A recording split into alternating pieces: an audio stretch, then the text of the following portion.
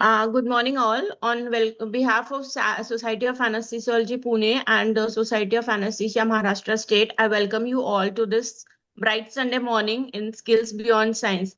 Actually, we are covering this a very important topic as enhancing the patient safety and the same time guiding ourselves also, protecting ourselves also. It is very important and has to be talked upon more.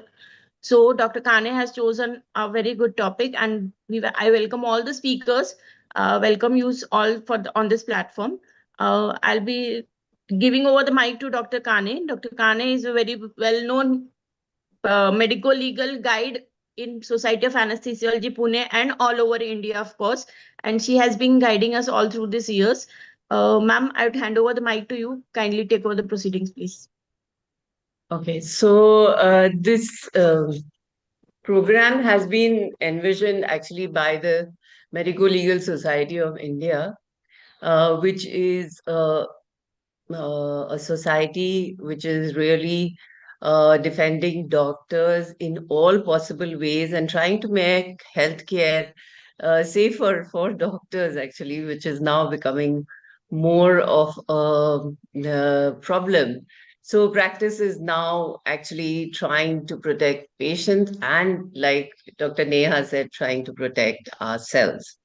The Medico Legal Society, with its founder member, Dr. Rajiv Joshi, we're really committed to protecting doctors.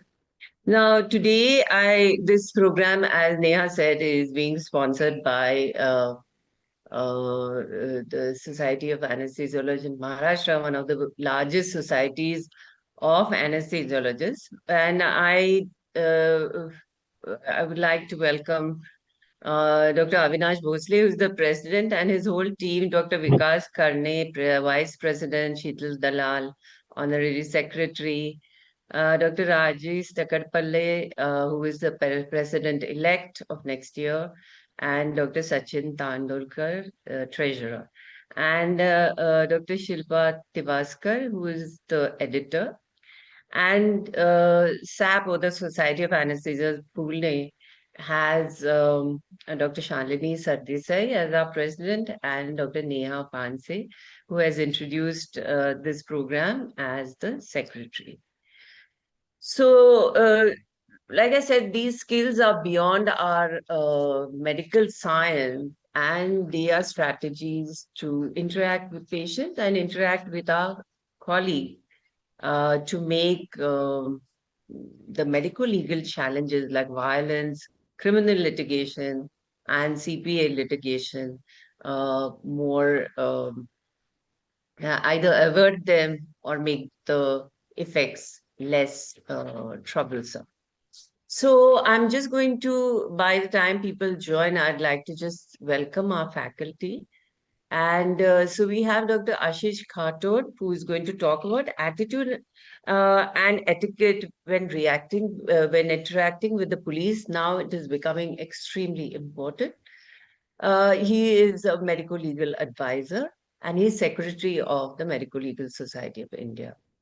Then next we have Dr. Rahul Agarwal, and he's a senior intensivist, and he's going to talk of a very, very important topic, which is the objective way of explaining to relatives about the condition of their patient. So he's going to talk on the medical scoring system backup and how to deal with very sick patients, especially in ICU. Then we have Dr. Haroon, who is a consultant in the Department of Internal Medicine, KMC Hospital, and Dr. BR Hospital in Mangalore. And he is going to talk to us about breaking bad news, which especially in unanticipated and deaths. Then we have Dr. Arun Mehra, who is an anesthesiologist and a faculty member of anesthesia coordinator, internal bioethics and human rights, and he has he is a healthcare management specialist and he is also proficient in law and ethics. So he is going to talk about grievance redressal strategy. And then we have Dr. Vidya Shetty, who is an obstetrician and gynecologist. She's also a medical legal expert and medical superintendent of a hospital in Bhiwandi. So she is going to talk about a very, very important topic, which is competition, jealousy, nepotism, and medical jostling, which is now becoming also troublesome for doctors. And then we have Dr. Jain Navrangi, who really needs no introduction, a very well-known faculty in the medical legal field, and he is a pediatrician, and he is also a health freak. He has donated blood 65 times. It comes in his CV. Okay. So let us start with Dr. Ashish Khatur. I'm going to stop sharing. And uh, Dr. Khatur, sir, please share your slide. So he is talking about attitude and etiquette when interacting with the Are police. my slides visible? Yes. Slide show karta. Okay, yes. Just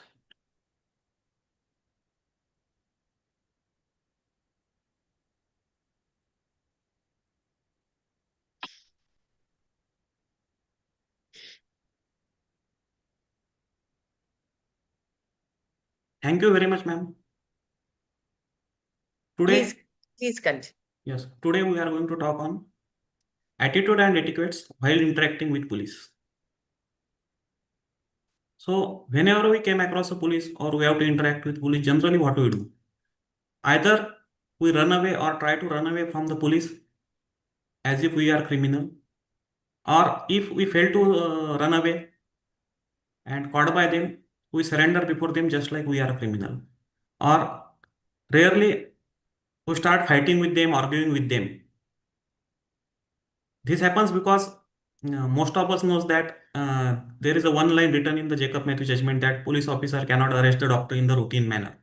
But it is a half truth, and it is it is not useful in practice, because if police officer arrests us, we can't do anything.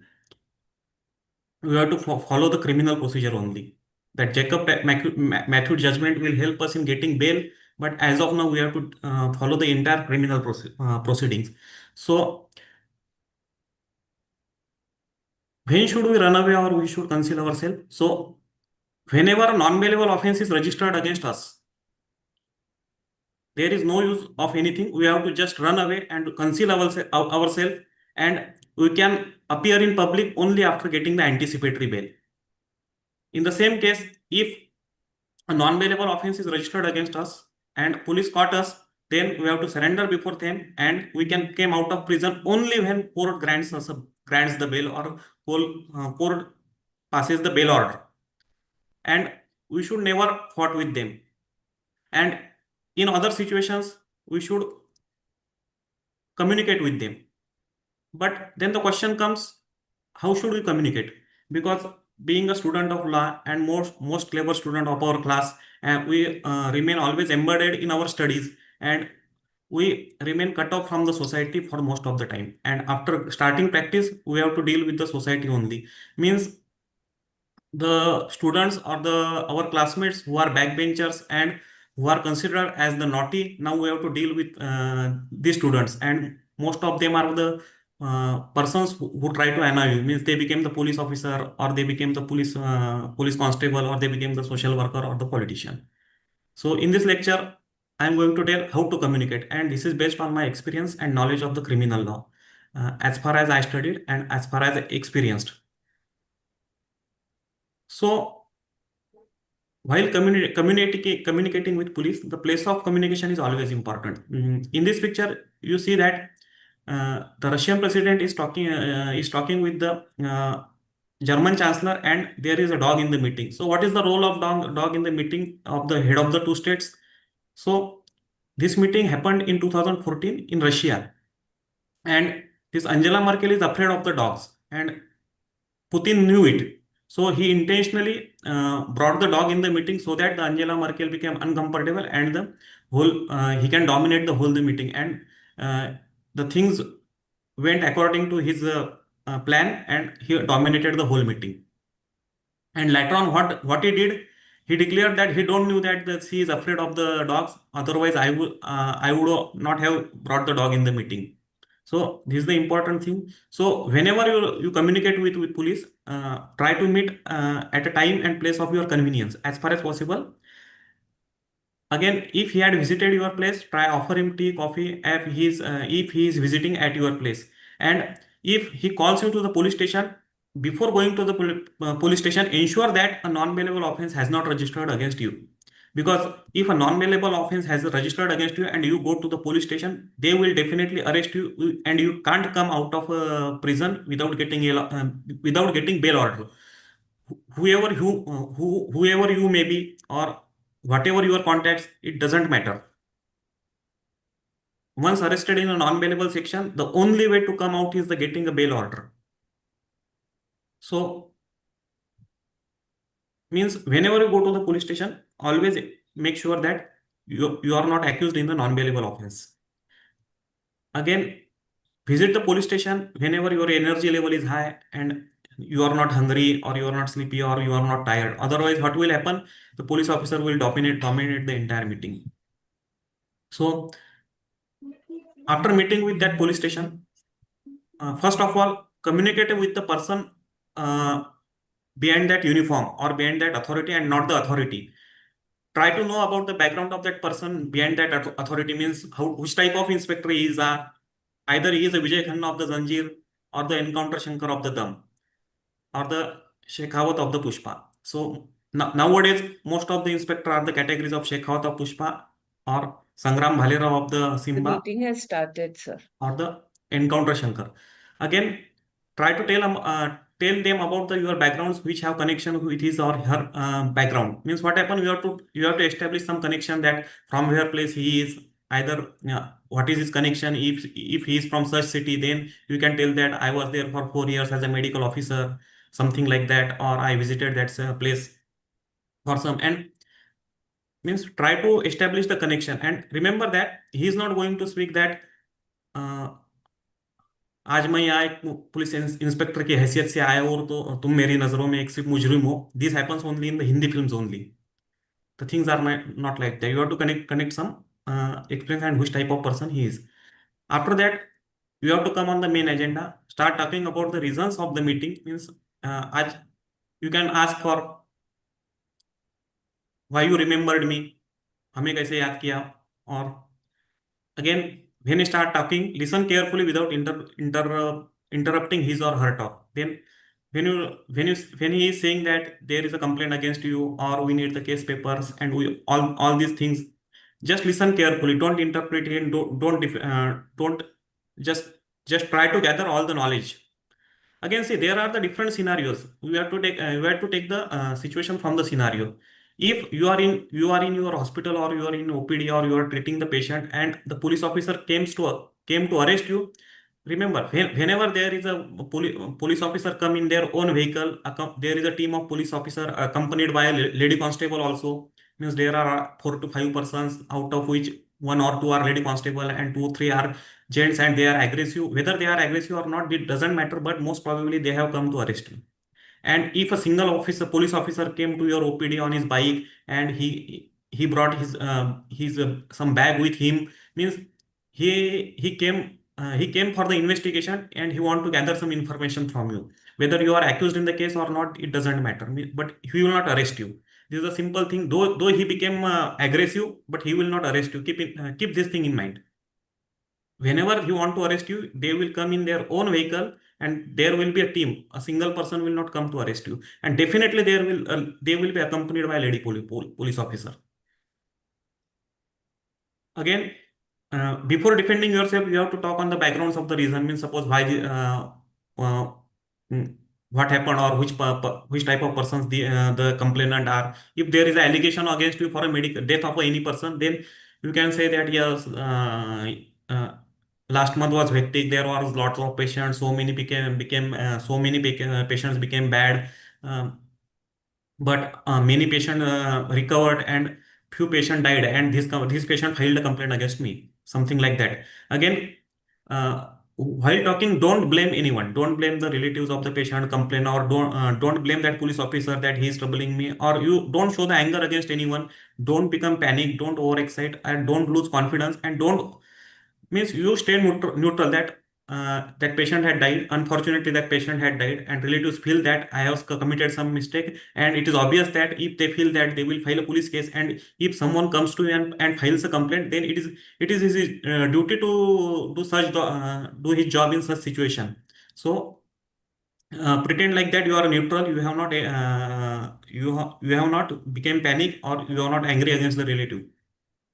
Then later on, you have to start putting your own defense. Then you should say that and tell him in such situation he has to do his duty or job. Secondly, most of the time what happen, police officer don't deliver anything. They just start blaming you. Means suppose there is a death of patient, or there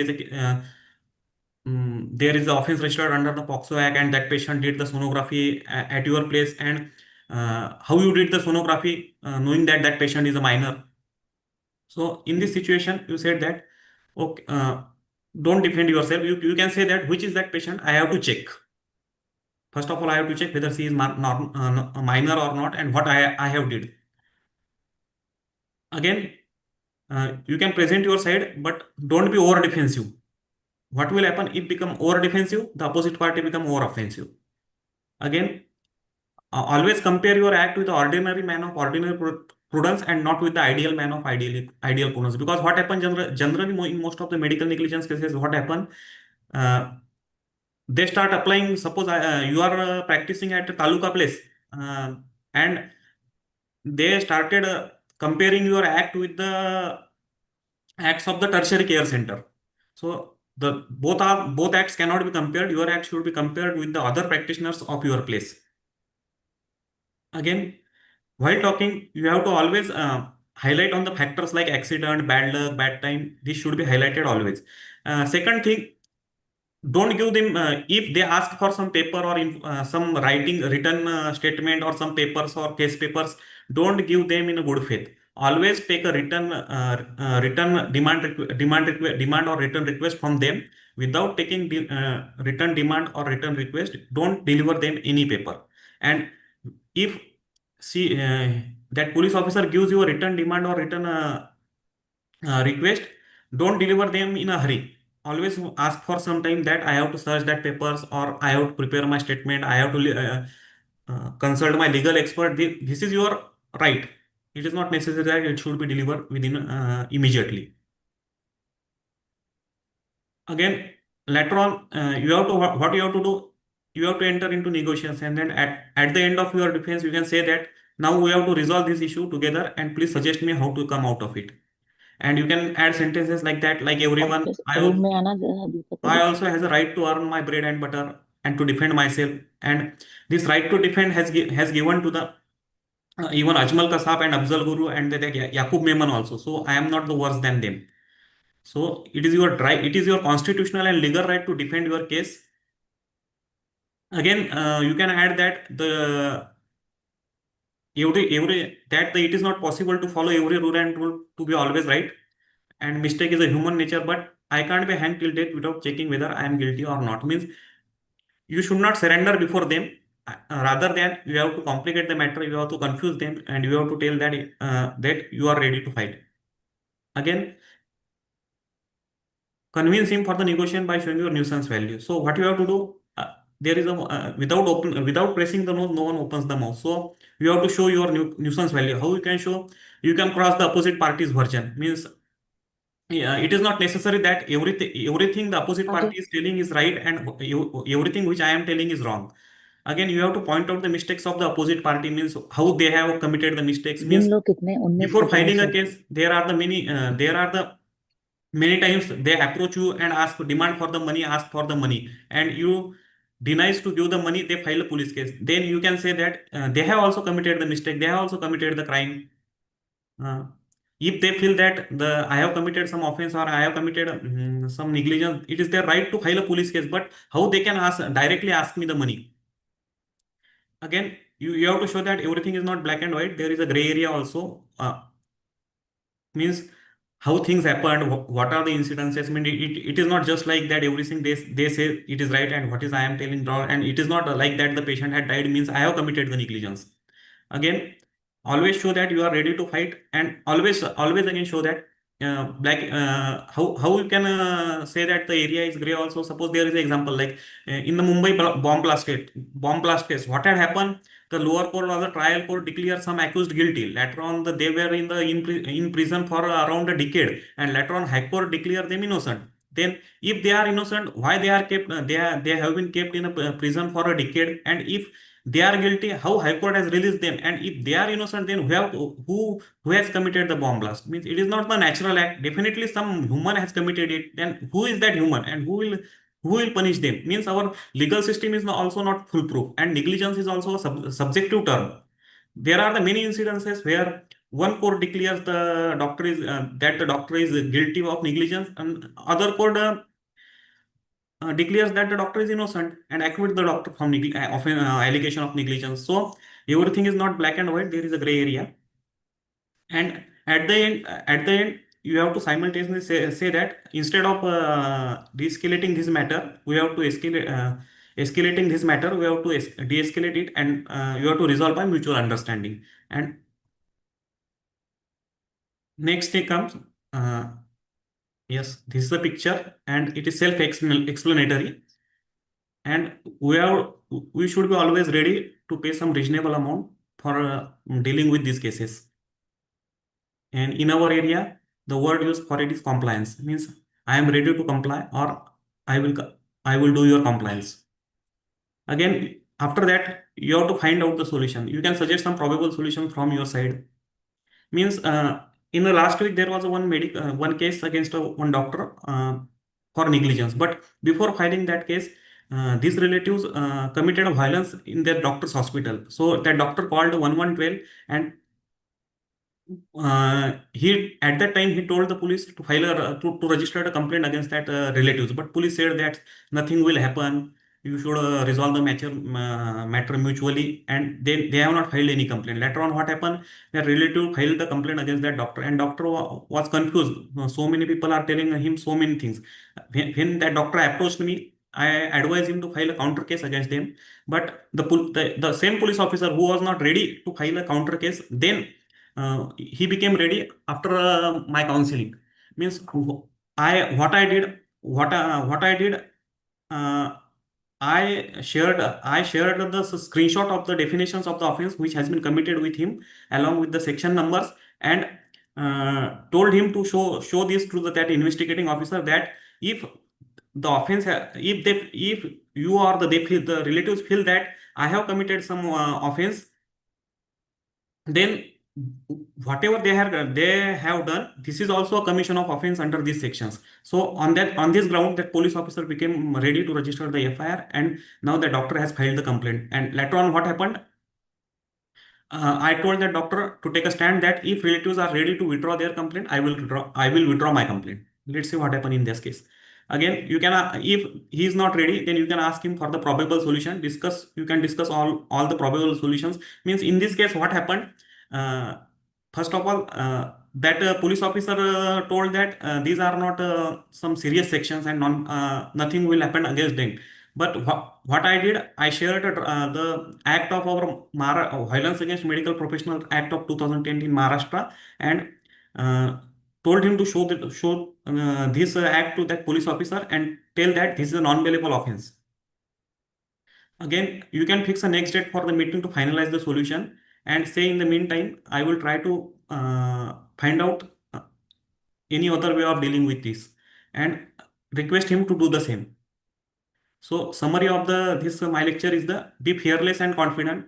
Don't take burden of proof on yourself. So always remember that in the criminal proceeding, the burden of proving negligence beyond doubt lies on the complainant, and the burden of proving innocence doesn't lies on the accused. So the burden of proving our negligence beyond reasonable doubt lies on the complainant or the prosecution, and not on. So, and it is always difficult and nearly impossible to prove his guilt beyond reasonable doubt. And our job is to create reasonable doubt only, and it is always easy. compare yourself with the ordinary man. Don't hesitate to show your nuisance value, and be ready to spend reasonable amount to the police officer, to your medical legal expert, or to a legal expert. Most of the time, what doctor does, he doesn't know how to offer them, so this should be done.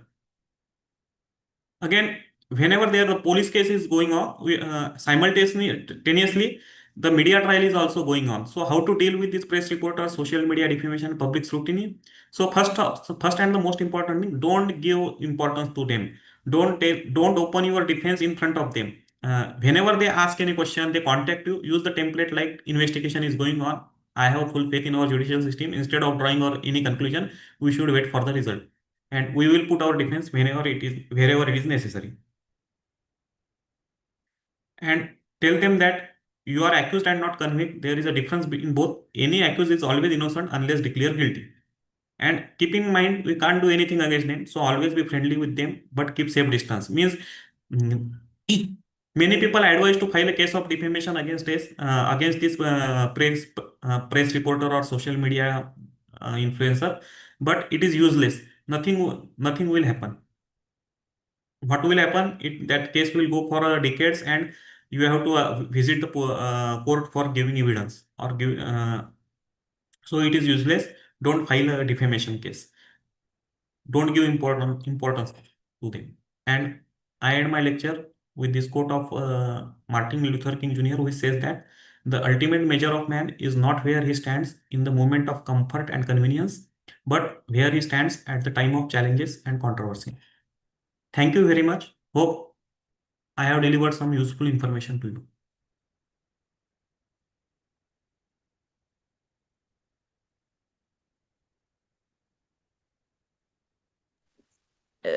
Dr. Khator, please wait on. We are going to take questions at the end of the session. Okay. Actually, Dr. Mantri is our MMC observer, and I welcome him. And we will now move on to our next lecture, which is medical scoring system backup for sick patient. Dr. Rahul, are you going to present what?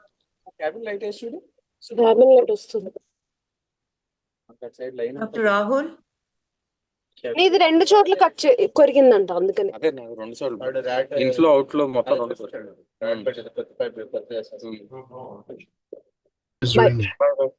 Everybody please mute your mics. Everybody please అట్లయితే mute your ఇంకోటి మళ్ళీ mics. అక్క వస్తుంది అక్క వేసుకుంటాను అది చూడాడు bye bye Dr. Rahul? Yes, ma'am. I'm online here with a limited bandwidth. Just getting it done. Okay. You will present? Yes, ma'am.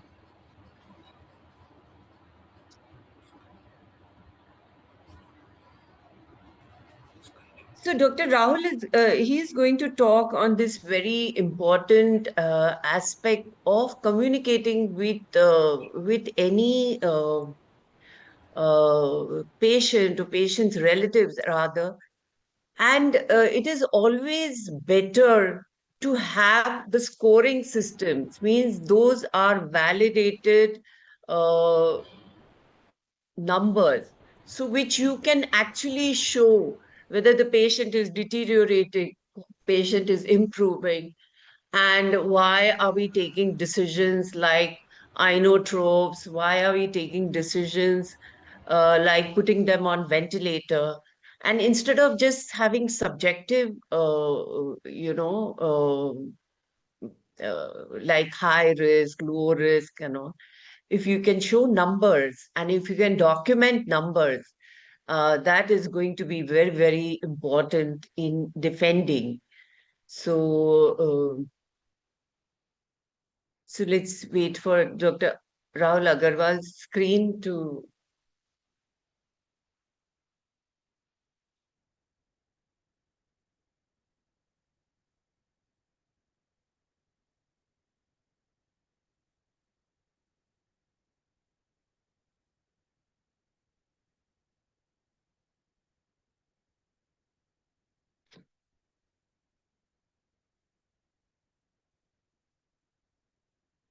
So there was one ICU, Dr. Udvadia's ICU that I had visited.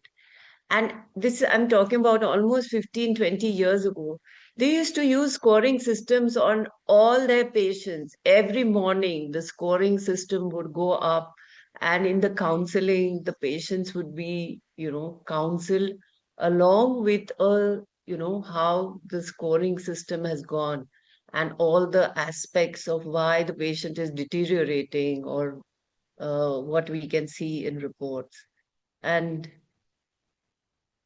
Dr. Rahul?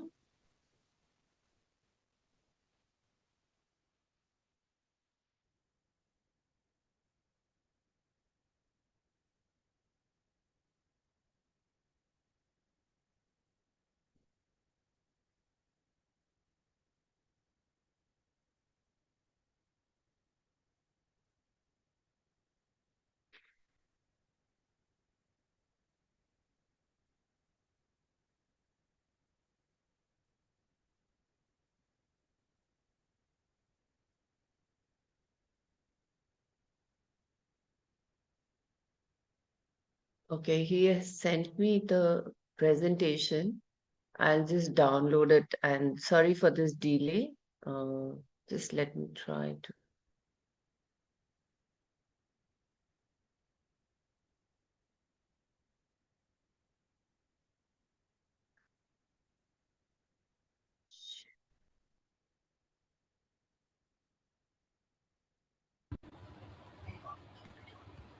Yes, ma'am. I'm ready with the video. I'm getting a problem.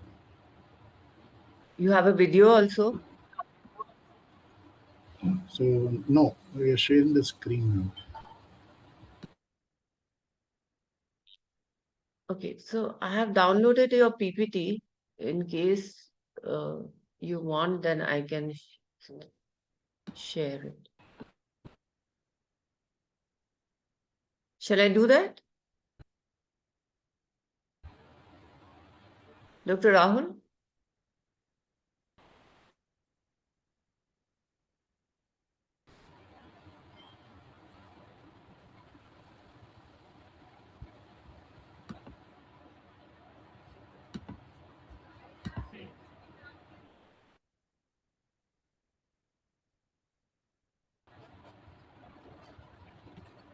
Can I are my slides visible now?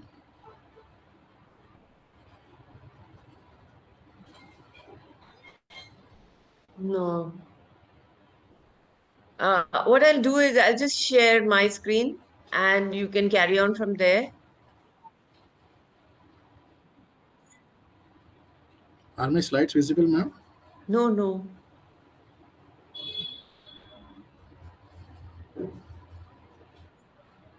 Not yet.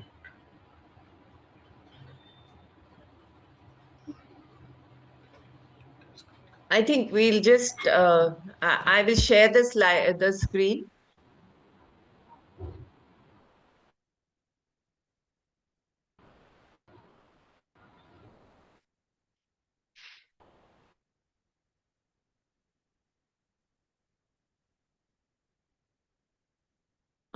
Can you see?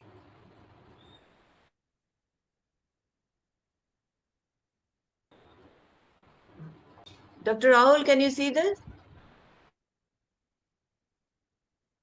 Your slides are visible, ma'am. So Dr. Now Rahul, it please is visible. continue. Yeah, sure. Shall I start, ma'am? Yes, please. Yeah. Good morning, ma'am. Good morning, everyone. I'm Dr. Rahul, as madam introduced. So we'll continue our second topic. How would communication help? How would communication, that too clinical communication, help us in understanding the patient's condition for ourselves and then communicating it to the family and then having a safe communication in which process we try to avoid maximum confusion and take confidence of the attenders. Ma'am, can we go to second slide?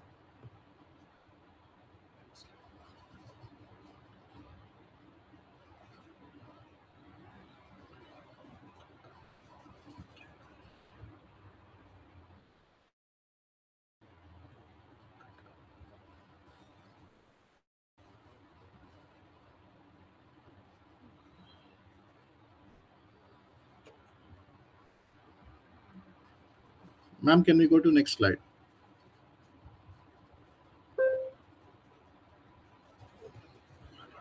You are not audible. I think you need to unmute.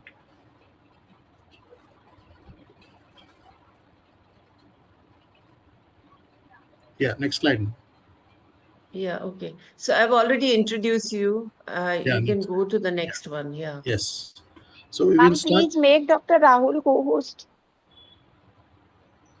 Oh, I thought you said everybody's been made co-host. Oh. Shucks. 1 second.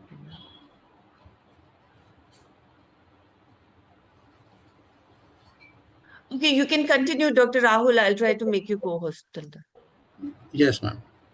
Yeah, so we will start with the case scenario, which is a very common case scenario in everyday practice, which most of us would be seeing. So that understand how to take the scoring systems really into account, so that they help us in proper communication with the patient as family and among our colleagues. So here's the case.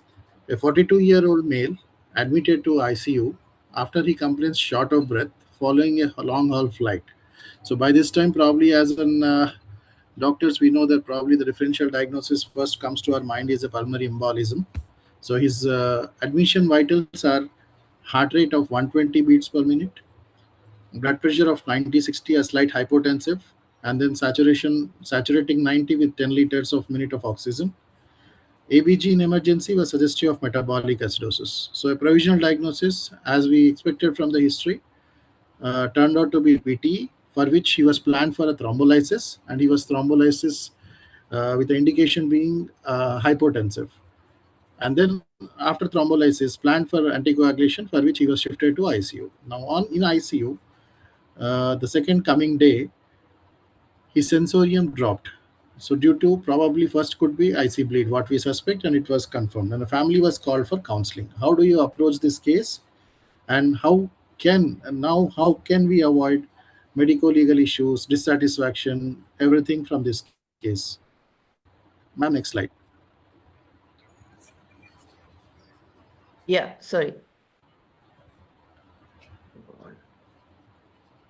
Actually, I've made you co-host. Will you try to? This is not, I mean, if I don't come off, okay, yeah, done. Yeah. So thank you, ma'am. So this is the scoring systems. As we know, we routinely, probably every one of us is aware of it, but many times we tend not to use these scoring systems in emergency or maybe for various reasons. So what is the first scoring system? As usual, in this case, an admission GCS and an admission Apache scoring. Admission GCS as well as admission Apache score. Apache 2 score we practice.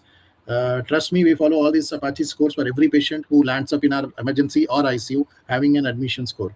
Apache 2 score helps us to conglomerate all the physiological variables which are of the patient, real-time values, into a single scoring system, which would give us confidence professionally to tell what is the predicted mortality of such patients and in such medical conditions landing up into ICU. So you can be confident telling the family this is our Apache 2 score if they understand it pretty well, or else at least it will be useful for you. How it is useful for you, next we try to see. And then we have an Hacker score. This patient being a dyspneic patient having a PTE, that too massive PTE post thrombolysis, would back, madam, Sorry, back. sorry, Same slide. sorry, yes, okay. Yeah. So then Hacker system, you can see in there itself, you have heart rate, acidosis, conscious level, oxygenation, and patient's respiratory rate. These are the variables which help us in particularly patient who are initiated on a course further, how chance of them going into invasive ventilation from non-invasive ventilation. So now when we have these physiological variables, putting together into a Hacker scoring system, this helps us. Like it also helps our colleagues in between the shifts, in between the family counselings. Many times we find a new attender would come, or a same attender would come seeing a different doctor in a different shift. what happens there? The confusion starts. That is where we try to reduce the confusion among family members. We being more professional, like HECOR, we put a scoring system for HECOR, and the next shift the HECOR changes or it progresses. Then probably I would counsel the family earlier itself that probably by overnight or next course of hospital stay or ICU stay, as the HECOR progresses, probably we may have to take him up for invasive ventilation from a non-invasive ventilation. This makes the patient's family as well as prepared that probably the patient is sick and he may, unfortunately, but he may have to go for invasive ventilation. That gives time for them also to understand, to give consent. This is where our informed consent becomes important. And now, as we know now, what happens next what happens, either if they understand, it is pretty well. If they don't understand, probably they try to search a different doctor whom they understand. It can be their family doctor, or it can be a nearby doctor in their community who must be having trust for long time practicing in them. Or they can have, and what I see most of the scenarios are, now the communication is so easy that most of the reports go abroad. Then you get some English doctor, a European doctor, or a local doctor, or whoever family has a trust. Then it becomes very easy for us even to communicate with them, because they understand probably HECOR scoring.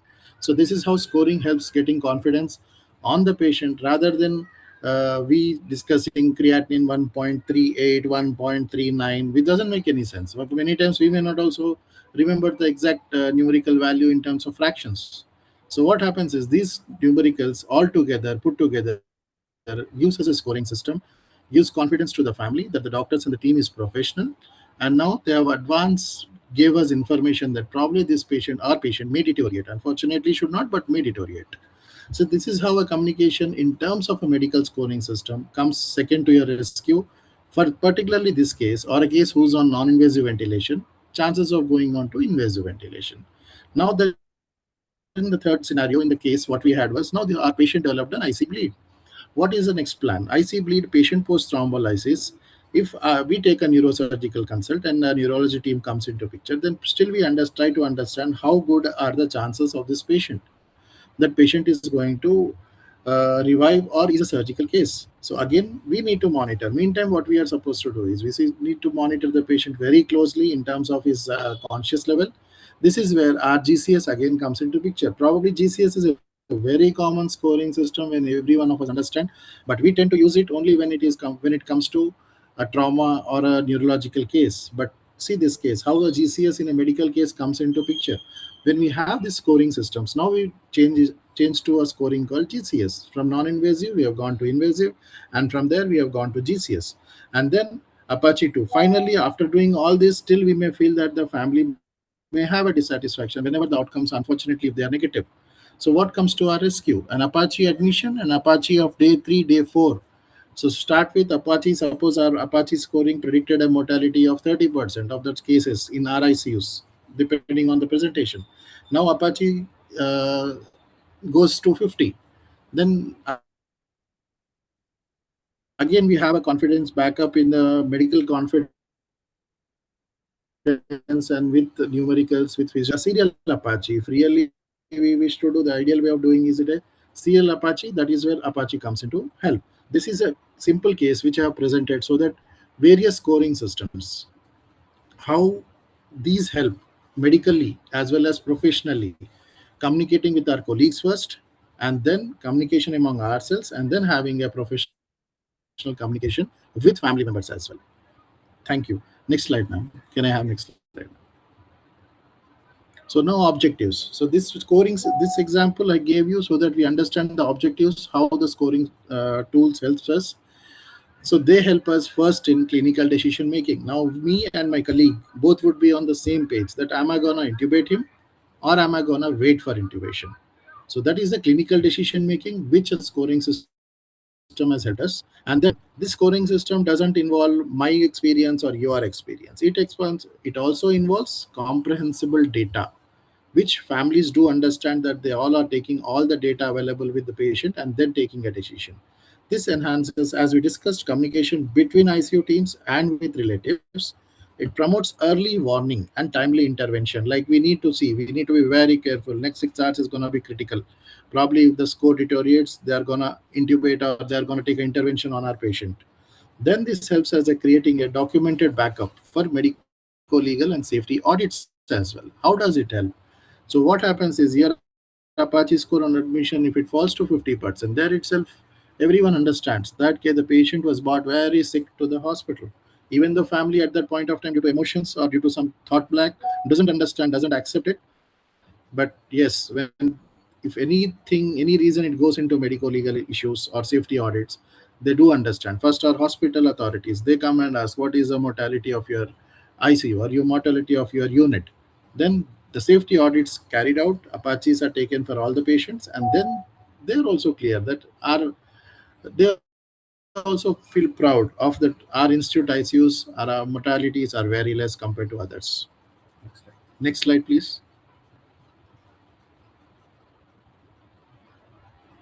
Ma'am, can we have next slide?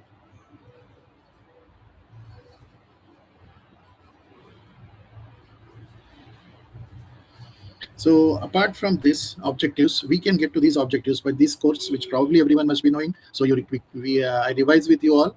So the Apache 2 score, which on admission helps us predicting the mortality of any such cases in landing up in ICU. Then SOFA score and quick SOFA score, we all know pretty well when to move a patient from a ward to the ICU, and in ICU, how to follow the patients, either Apache or the SOFA score. These two scores help us in following up our patients in ICUs and daily basis. And then we have in a patient of ischemic stroke, when to really intubate, when to intervene. We have NIHSS score. Next slide now. And this is score RAS score and CAM-ICU score, what we follow for elderly patients or in patients in encephalopathy after prolonged stay or some sedation, they start developing delirium. So that we have gives family reassurance about their mental status. There is nothing to do with the brain. It is only a part-time, time being it is there and it is going to improve. GCS we discussed, and then finally, whenever you are shifting the patients, this is becoming a very much upcoming thing. Various reasons, family requests us to shift their patient early out of ICU. That time you can always use the ICU discharge readiness score and then try to tell the family how safe is transferring the patient or planning a pre-discharge from your ICU either to a separate hospital, or you want the patient to be shifted in terms of safety to other unit. This guides the family's expectations. ICU discharge readiness score, we can use this score so that family also understands that we are not going to take this patient to the room. Rather, if suppose there are some other reasons, some personal reasons, they would rather prefer a one more unit ICU or a step down unit. Next. So how do you do this? Telling it is easy, but why this course have been existing for so long time in medicine, but why there was a challenge is what we felt, like why these were not in practice, and how to make them into practice in an easy way is digital integration. So nowadays everything is gonna be EMR in future. So we display the scores. These are pretty much easy, except for the clinical parameters. What we give to the system, rest of the parameters computer computes itself and then integrates it into an EMR, and we get display of scores in real time. We need not really struggle there. Just calculate the scores and then give color code dashboards if possible, so that whenever the color is changing from a score to score, green to yellow and then red, then probably we are also at alert that the patient vitals, parameters, physiological variables are deteriorating, so that we risk stratify their clinical condition. And then family friendly reports. This is one way, is once we know these things medically, we can always make some printable summaries with layman expectations, or we can make them onto a common platform nowadays, whichever are approved by most of the medical fraternity. Like what we do is up to date. Suppose we take an up to date. Up to date is a common platform which most of our medical fraternity agrees for at least medical conditions. And then there are nice patient family education charts given after every disease in up to date or any other platform like Ovid or something. So these platforms we always try to tell the family members, rather than they do ChatGPT or they go to Google, we let us all be on the same platform, so that we all tell the same education to the patient and the family, so that it avoids confusion among themselves with various data available. At the same time, it keeps us also focused on what questions are going to come and how we are going to answer them and make them understand.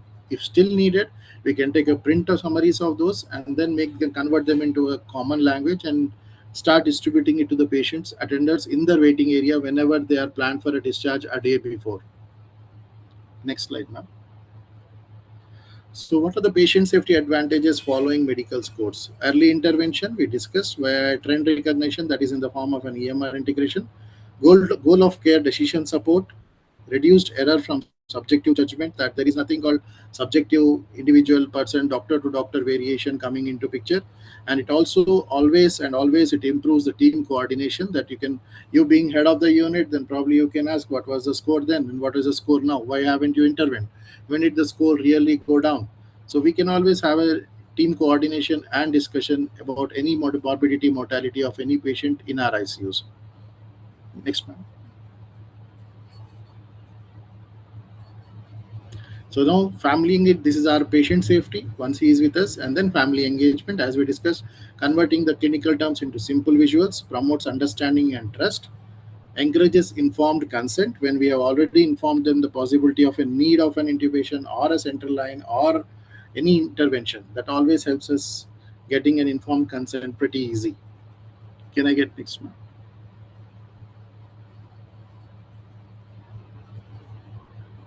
So how do we implement? As we have discussed, train your staff on scoring systems.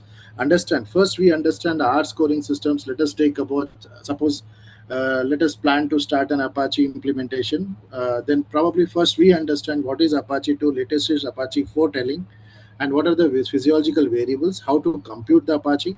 Once we have a computation of it, then start training the staff under you. Maybe it can be a nurse till you get a physiological variables, and then your doctors, where the help of a clinical variables come into existence, and then combining these two, then communication among themselves, and then EMR dashboard, periodically taking audits on it, develop patient and family information materials, and to understand what is happening in your unit with the patients, a weekly audit, some external audit, it can be a paid audit or a voluntary audit if someone wants to do.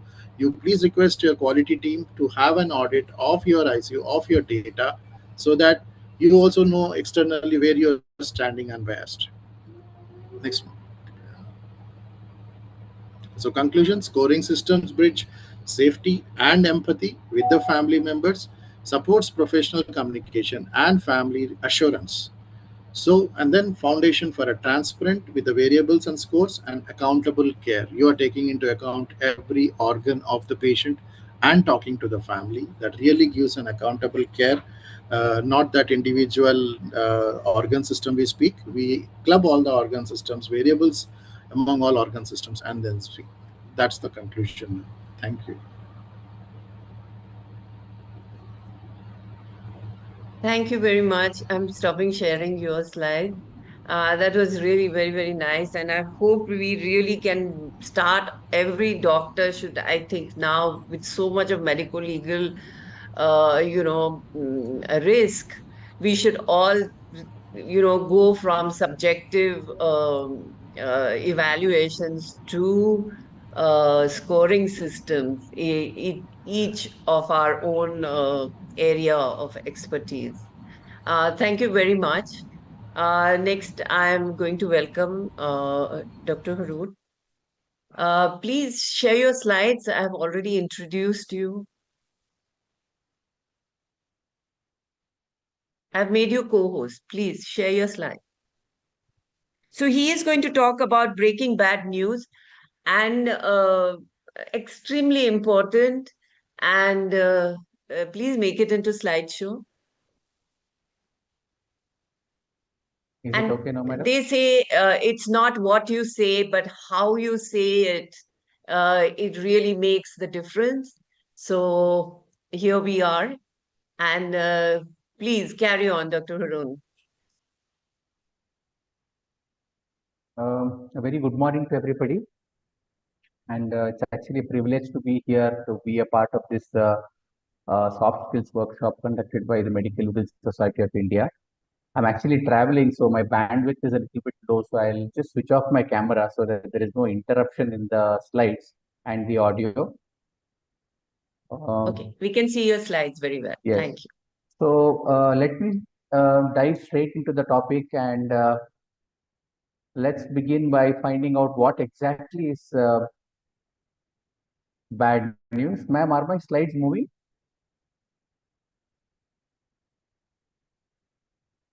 Ma'am, is They are my slide moving. moving? They are moving. Yeah. They are Okay. moving. So, by definition, anything that drastically alters a person's view of the future is called as bad news.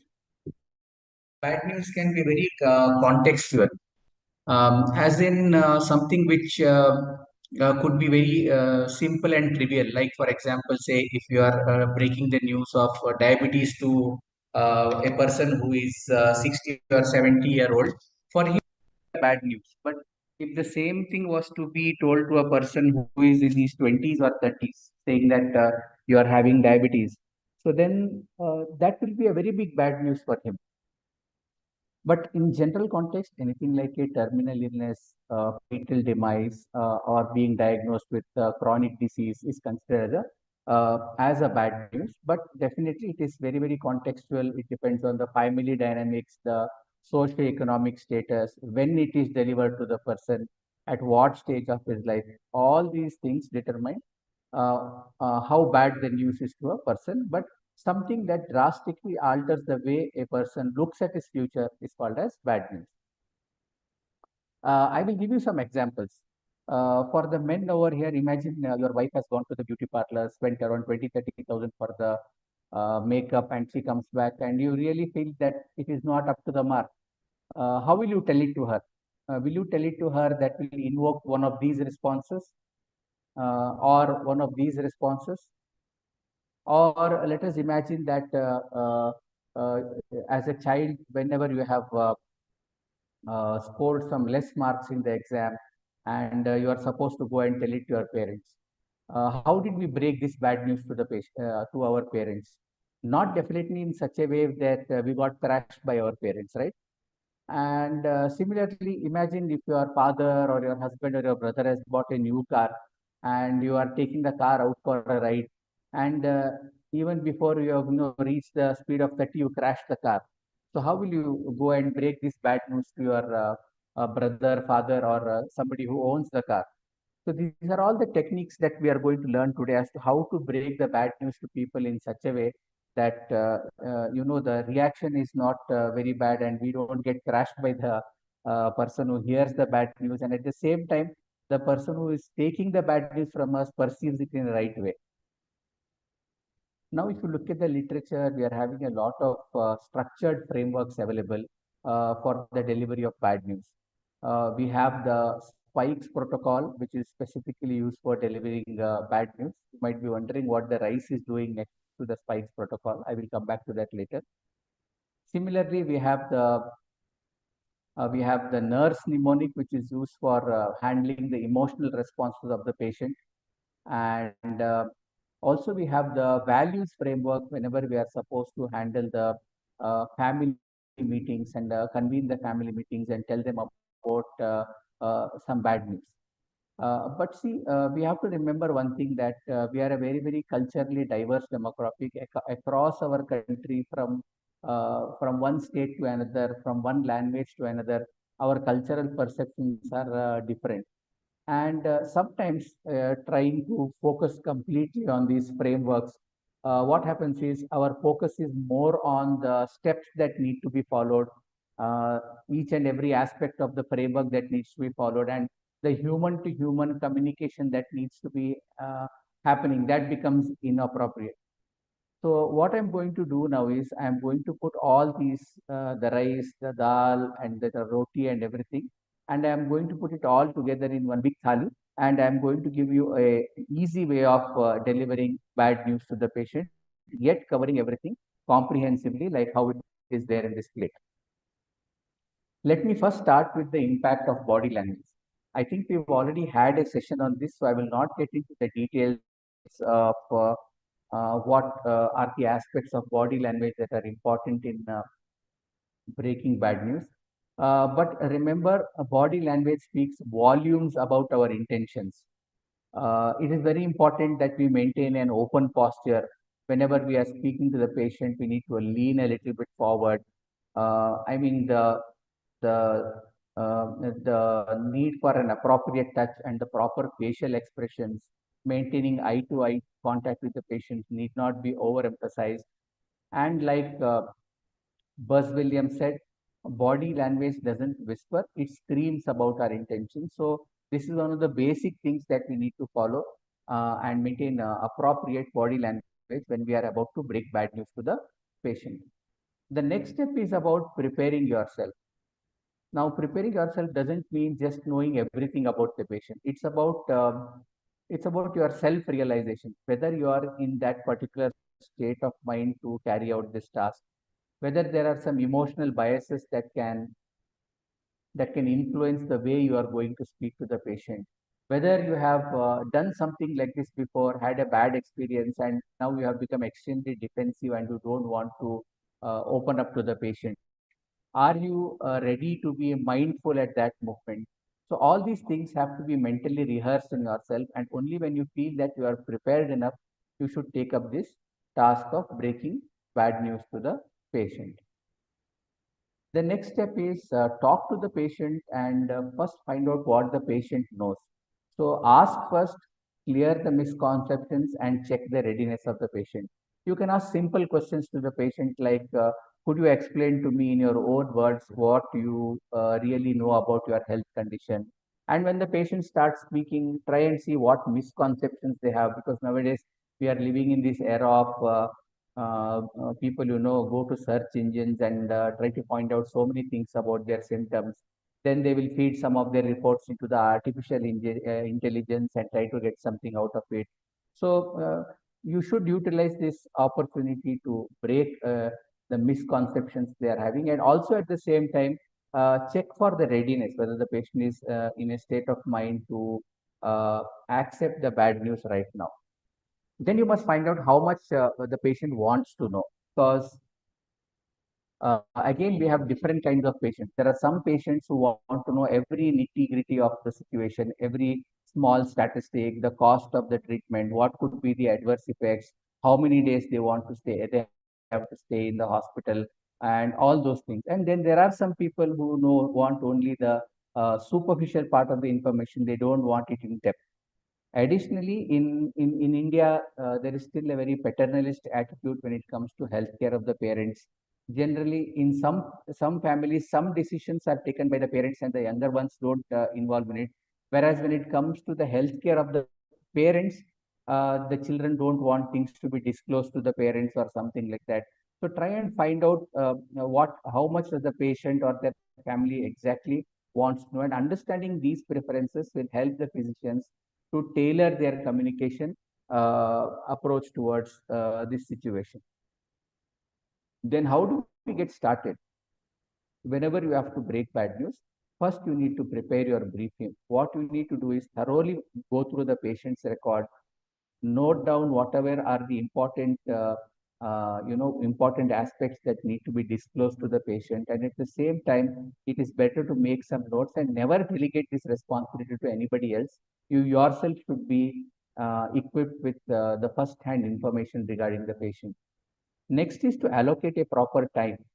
Make sure that during this time you delegate your other responsibilities to another colleague. You are not disturbed by any calls. Make sure at least a proper 25 to 30 minutes can be dedicated to this patient.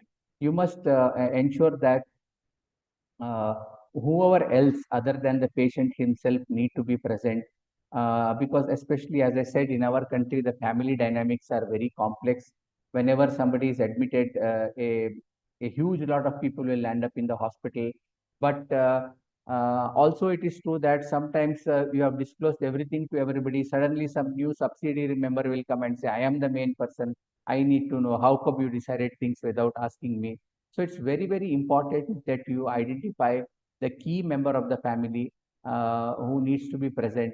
Especially when it comes to older patients, they usually prefer an additional family member to be present when decisions need to be taken. Then after you have done this, you need to make sure that you have created the right environment to do this activity. See, things which have life-changing consequences cannot be discussed in the corridors of the hospital. You need to have a space which is private. It can be the room in which the patient is admitted, or it can be your consultation room, but make sure there is sufficient privacy, there is appropriate seating, and at the same time make sure that either you keep your phones in silent mode or you hand it over to a colleague and there are minimum interruptions, and also make sure that there is adequate time.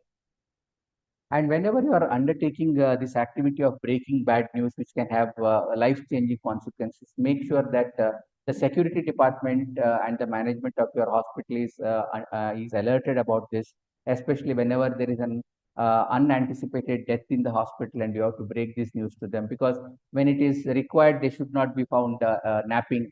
Make sure that the CC cameras and the surveillance system is properly in place, because nowadays, unfortunately, I have to say this is very pain that for unwanted things, the doctors get hammered for no mistake of theirs. So before you proceed with breaking the bad news, alerting the security, taking the hospital management on board, keeping the video surveillance system on are very, very important things. And this is one beautiful layout of the room which needs to be used for preparing the patients to deliver the bad news. This is given to me by Dr. Rajiv Joshi sir. I am extremely thankful for him. This is something which he has designed. The area where the patients are sitting, you should make sure that there are no movable objects which can be used for violence against doctors. There should be a separate exit door for the doctor and the other counselors. There should be a proper CCTV camera and surveillance unit over there, and a separate entry exit for the patient relatives. Now, when you begin the activity, the first thing is to deliver the warning shot. So what is the warning shot? The warning shot is a subtle verbal hint that is used to prepare the patient or their family to receive the distressing information. So what do you tell the patient during the warning shot? Don't tell them that I'm going to tell you something. I'm going to be very frank. You must be strong and you must face it. Don't use such phrases.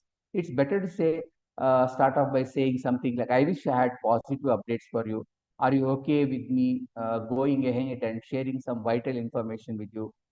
Now, why saying this is important is because it clearly signals that what is going to come next is something serious for the patient has to be mentally prepared. Second thing is it expresses upfront empathy. And third thing is you in a subtle way ask permission by respecting their readiness and autonomy and whether you can proceed with giving the information. Once you have done this, you are supposed to share the information. When you share the information, don't be too fast. Whenever especially shocking information is given, people tend to grasp very little. So you have to go slowly, deliver the information piece by piece, give it a pause whenever it is required. Use simple language. Don't use medical jargon. And as I said, pause frequently to ensure that the patient is or the patient's relatives are comprehending whatever you are telling them. You need to be honest, but you need to be sensitive. Present the reality of the situation with compassion. You need not sugarcoat the words. Don't hesitate to use words like cancer, death, life-threatening. These kind of words sometimes we try to sugarcoat, and but that doesn't mean that you should be brutally blunt. You have to strike a balance between compassion, honesty, sensitivity, and truth telling. We need to tailor our communication to different patient groups, especially when it comes to elderly patients, we need to deliver this information very slowly. And if you are carrying any printed material, make sure you are carrying the printed material that is having large font so that the older people can read it easily. And at the same time, generally the older people will prefer some of the family member to be there who can help them to make the decision.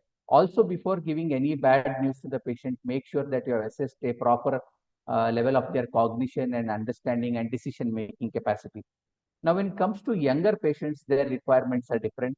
You need to provide detailed information and discuss all the treatment options. They may be obsessed with certain statistics, different outcomes, what are the different options for treatment available. So you need to tailor your communication. The other thing what you need to be very careful about it is the cultural considerations. We have to respect varying cultural considerations. Different cultures have different expectations. So find out who is the primary member of the family, discuss their cultural considerations, and then share the information accordingly. Once you have delivered the bad news, we have to be ready to respond to the patient's feeling. Like Newton's third law says, every action has an equal and opposite reaction. So whenever you deliver the bad news, the patient or their relatives may respond in different ways. In some, crying may be a response. In some, anger and outburst in anger may be a different response. In some, they may go into denial. In others, they may just get up from there and go. Remember that you need not try to address every emotion, or you need not try to fill every void. Just your presence over there, being calm, being there with them at the hour of need may actually, be a very good way of expressing your support. You need not talk too much to, fill every void.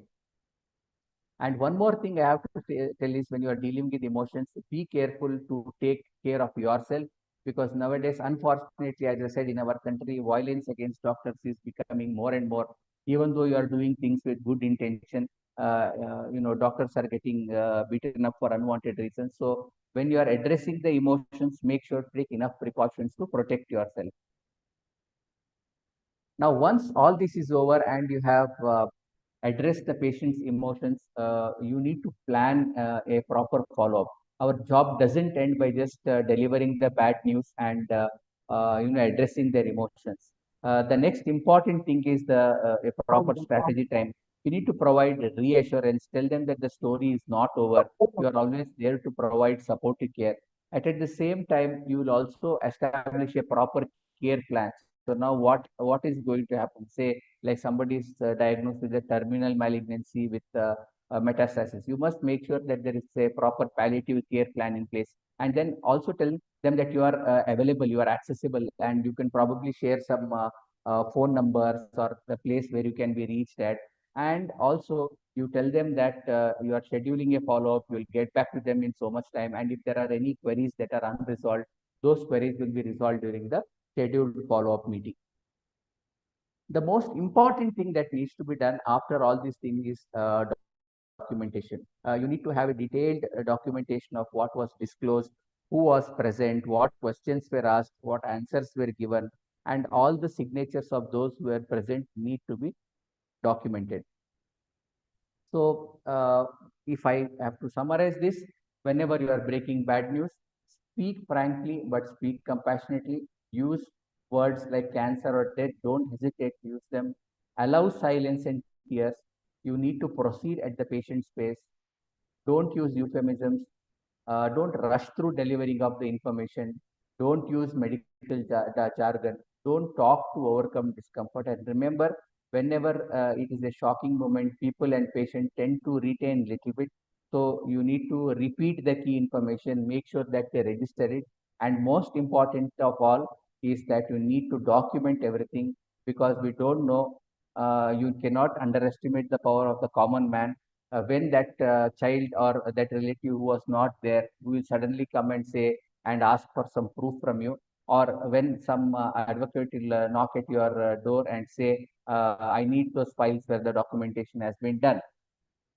So my dear friends, with that, I end my session. Thank you very much to Medical Legal Society of India, Dr. Rajiv Joshi, Dr. Ashish Kathod, and Madam for giving me this opportunity.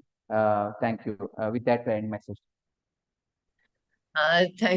Thank you, Dr. Harun, and for making this so visible and really taking us through the nuances of this extremely difficult preposition, which can, happen, especially like we said, unanticipated deaths can be really troublesome. And thank you for connecting. I know that you are traveling, and thank you for making time out to be present for this session.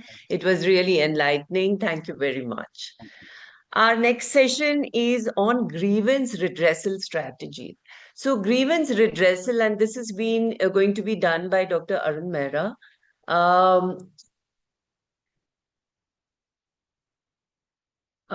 So he is going to talk to us about grievance redressal strategies. Sir, can you please start sharing your screen? Dr. Mehra?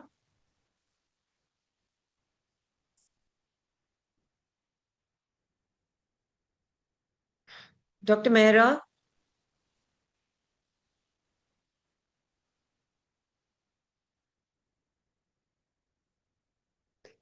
He's logged in, but I can't see. So,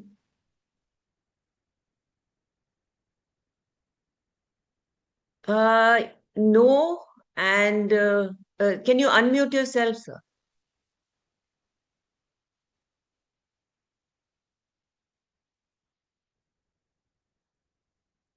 Okay, and start sharing your slides. Got the screen. Yes, I've got the. Yeah, okay. Okay, share is yes. So grievance redressal is so important, and like everybody is saying, the time and how you do it at that time can spare you so much of hassles and afterward. So grievance redressal, doing it early and doing it in a proper manner is also very, very important for preventing later harm. And also, it gives a closure for the family. They feel that they've been heard. And yes, sir, we can see your slides and you can make it into a slideshow. Sure. Just a minute. Actually, I haven't done this in a long time. Let's. Okay, so the green button, sir. Yeah. And this slideshow over here.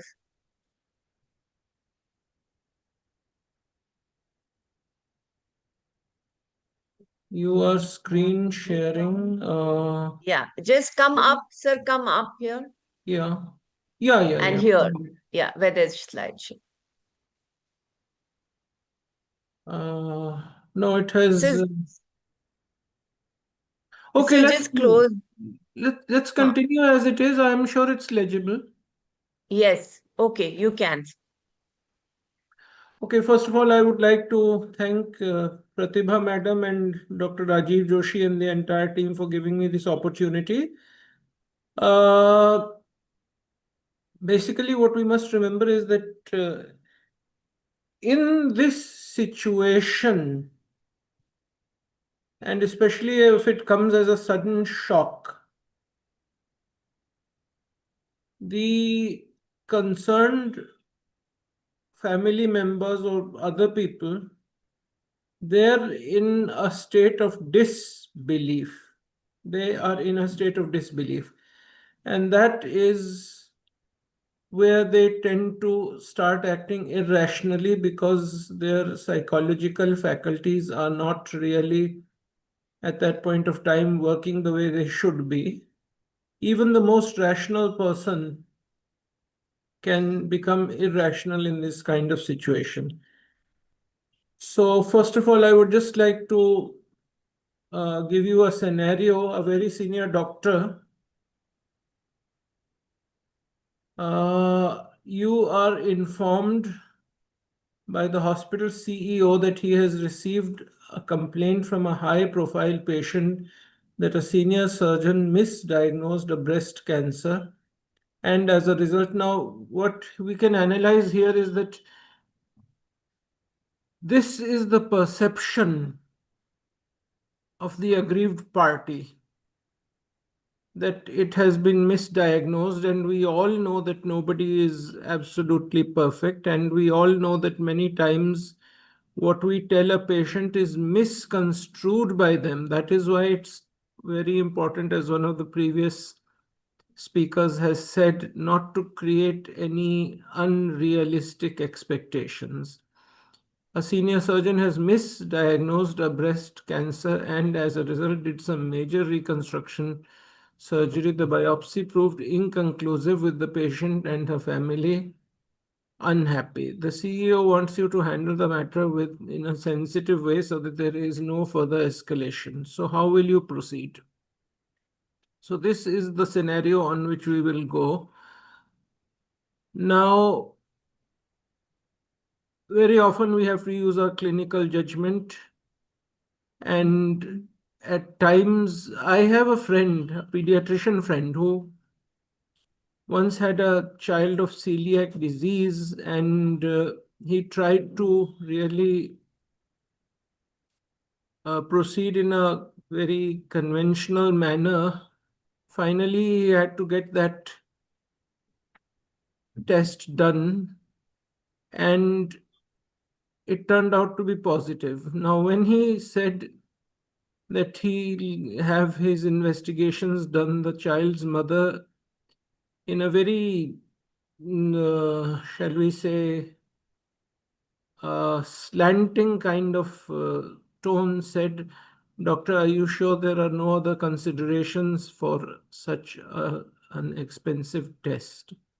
And when the test came out positive, the father, he started yelling, "Why wasn't it done earlier?" So you can understand, if it had come out positive, supposing in this situation, he had not done the surgery, the breast surgery, and later on it had proved positive, he would have been harassed the other way around. So how do we proceed with this situation now? Now, what is a grievance? A grievance is a complaint. It can be formal or more of an emotional matter. Very often, in fact, in medical science, it is most often emotional. Against emotional matter against a grievance is a complaint that may or may not be justified. Very often, it is in medical practice, it is emotional. A grievance procedure is a formal way for an employee or a patient to raise a problem or complain to the hospital. The hospital can raise, the patient can raise a grievance if they feel raising it informally has not worked. So maybe this patient might have taken it up with the surgeon before going to the CEO, and therefore no longer wants to go around informally. A complaint is a general expression of dissatisfaction. Now, what are the common causes of grievances? The most common, and we emphasize this again and again and again and again in medical law as well as in medical ethics, is poor communication. As one of my previous friends has said, it's not so much what is said, but the way it is said that is of crucial importance. You may have the best, most correct message, but the way you speak, if you are indifferent, if you are looking the other way, if you are looking at your watch or at your mobile while speaking, that gives a very bad impression. It shows that you are just not interested in what the patient is saying and that you don't care for the patient. And this very often escalates the problem. So there are a few words that we use: communication and documentation. So what we have is communication, documentation, communication of documentation, and documentation of communication. In seminar after seminar, we keep on repeating these 4 lines. Long waiting periods and delays, and this is especially true in government hospitals which are overworked. Financial factors. This has more to do with the private sector. The expenses are fully justified, but since we have for the last 70 or 80 years been told that healthcare is a right for something free, well, it should be. We should have universal healthcare, which will include insurance. But the perception that has been created during this time has been that it's something that you can expect for free, and even of the private sector, they expect that. And that has led to a lot of unfortunate problems. Patients' dissatisfaction with the medical nursing care rude behavior of staff. Hello, Pratibha. Good morning. I thought I'll send you a message. Kanki, I don't know where you are, how busy you are, but I thought I would be able to make it today. But now, currently, Mummy's a whole lot of things are happening. Mummy's pacemaker is going to be put. We are trying for Monday. Okay, then sudden death of a patient. I have come across this situation. I'm sure my other anesthesiologist friends will also have come across कि हम तो patient को ठीक ठाक लाए थे, just because the patient is conscious, they think the patient is all right, but then the patient is already very sick and lands up on a ventilator. Poor conflict resolution skills among physicians. This is something that we are not taught at all, and it is one of the reasons we are having this series of webinars. And of course, the negative role of the media, politicians, police, press, and everybody in the mob psychology. Now, what is a grievance redressal mechanism? This pertains to organizational behavior and human resource management. I'm not going to go into the details of this. You should just understand that there is something called a grievance redressal mechanism, which in the case of a hospital is often a written complaint or something of that kind. Again, the patient may try to go to the CEO or the director, whoever it is, in order to try to settle it informally. But if that is not possible, then a grievance redressal mechanism has to be started. It is a mechanism which is locally based, formalized system designed to address complaints or concerns raised by individuals. If they start going to the police or to the law, then of course it's no longer the local version. It becomes something larger, it escalates. Should be accessible and predictable, aims to provide a fair, accessible and transparent way, and is a structured process. Why is it important? This is crucial. It helps organizations become more positive and accountable, responsive and user-friendly. Provides valuable feedback. And this feedback is what we really need in order to run our institutions better, to create satisfaction not only in hospitals, but among other kinds of, whether it's an industry or a factory or an office or an IT cell or anything.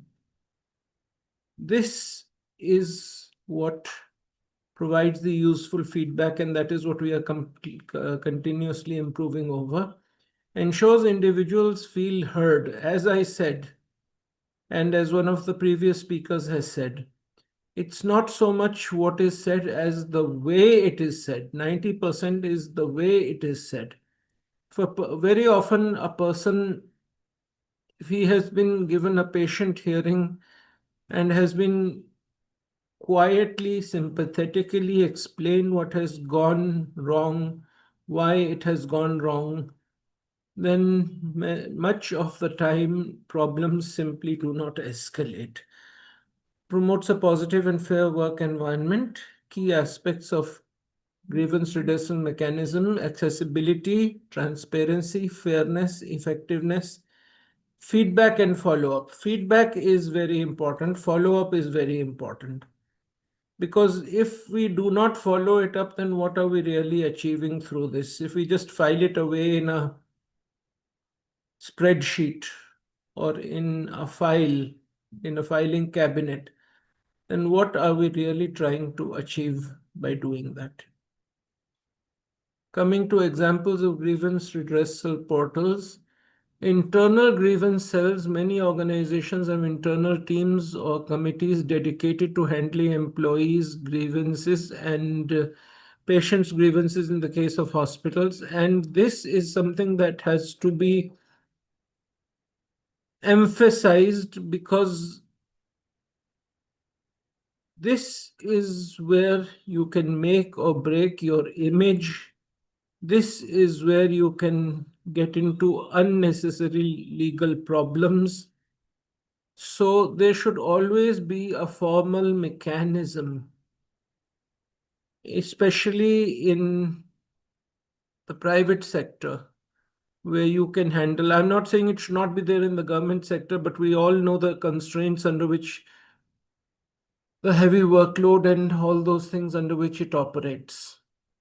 So, and then it's invariably the private sector which is more prone to litigation and all that. So for that reason, there should always be a department. I'm not saying a big department. It could just be one or two people who might be enough. Basically, it can be a social worker or a psychologist who understands how to handle these issues and how to cool down a patient. And yes, at a number of places where I have worked, we have encouraged our own doctors to learn these techniques. Then, of course, there are external bodies like the ombudsman or regulatory agencies and the government portals. Now, requirements should be correct, honest, reliable, clear, concise, coherent, confident, empathetic. Empathy is something that should always be present in a doctor or in any healthcare worker for that matter, because it is your empathetic behavior that ultimately will win the patient's confidence. And of course, respectful, polite, and observant.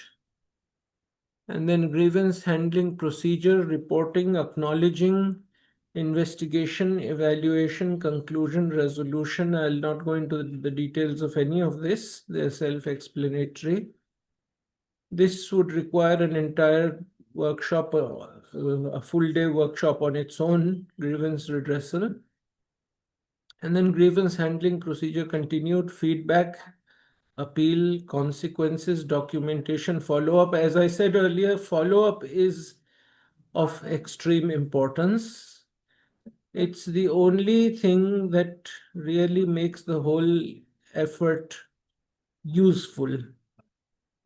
And benefits of grievance handling, well, patient satisfaction, that will get you more patients, that will get you the confidence of patients, that will get you a good reputation, that will enable the smooth functioning of your institution. It will enable your institution to climb to greater heights where you can introduce new services because people have faith in you. They know that if they come to you, they will get a fair deal. Then productivity and performance. Again, that's linked to patient satisfaction and, of course, legal compliance and risk mitigation. Now, this may seem a little bit strange, but somehow this legal compliance and risk mitigation are becoming the primary driving factors considering the way things are going. In India, it can be, or in other Eastern countries, it can be physical assault. In Western countries, more often it has to do with litigation, but these are becoming some of the primary driving factors, which means we have a negative driving factor, whereas it should have been a positive one. And of course, organization, culture, and reputation. And I think that is the last slide. I was expecting a thank you slide at the end. I usually put it. I don't know how I've missed it here. No, there's one more. Benefits of... just 1 second, please. Benefits of grievance handling, continued management and decision making, yes. Which MacBook? Relationship and communication, cost savings and ethical and social responsibility. and some general principles, establish a grievance procedure, as I had mentioned earlier, that we should have a formal body in the hospital, recognize the issue, interview relevant parties, speak to everybody. Nobody should feel left out and look for patterns. Thank you.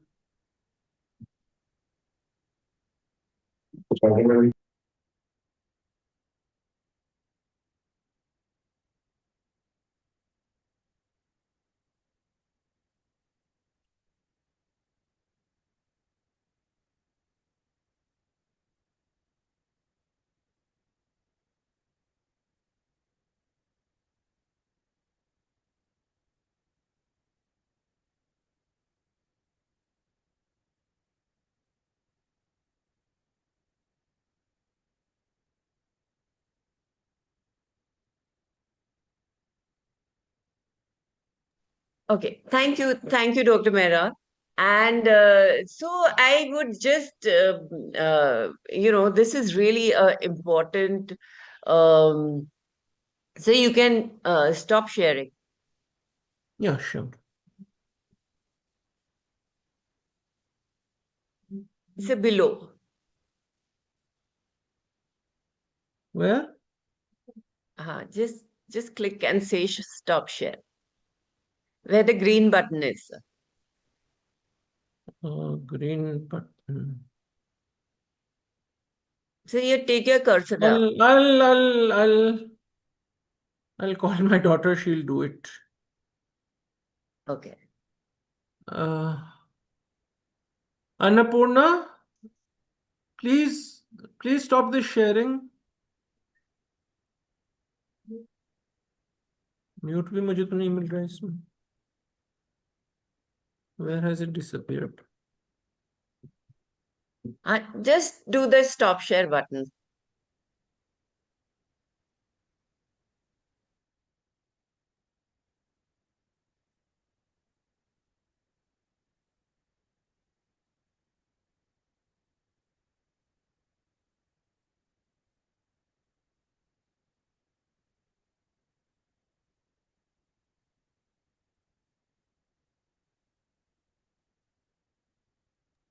Do you have an override?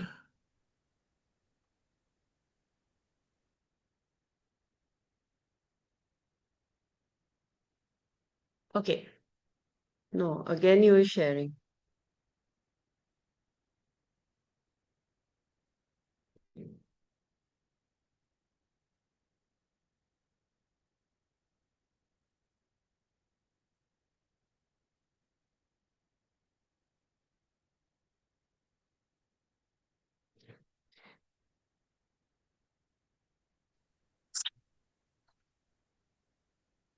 Morning, ma'am.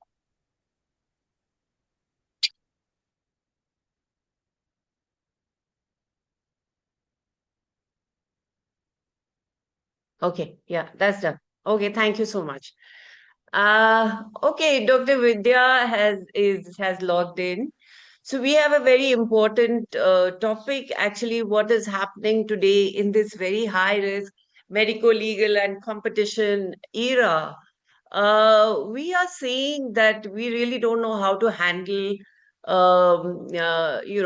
press releases by other doctors commenting on how we are working. And so Dr. Vidya Shetty, her topic is how to skills to manage competition, jealousy, nepotism, and medical jousting. So very, very interesting topic. And let me just make her co-host, and she has just joined, I think.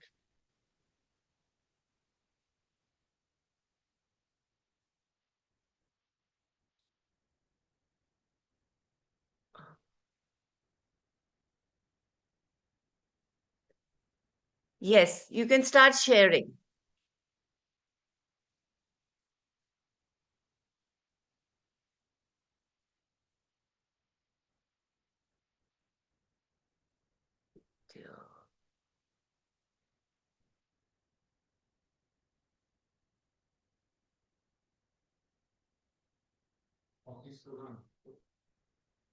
Huh. Yes, please make it, yes, can you make it into screen, sure, yes, okay. We can see your slides, ma'am. Unmute yourself. Unmute yourself, ma'am. Unmute yourself.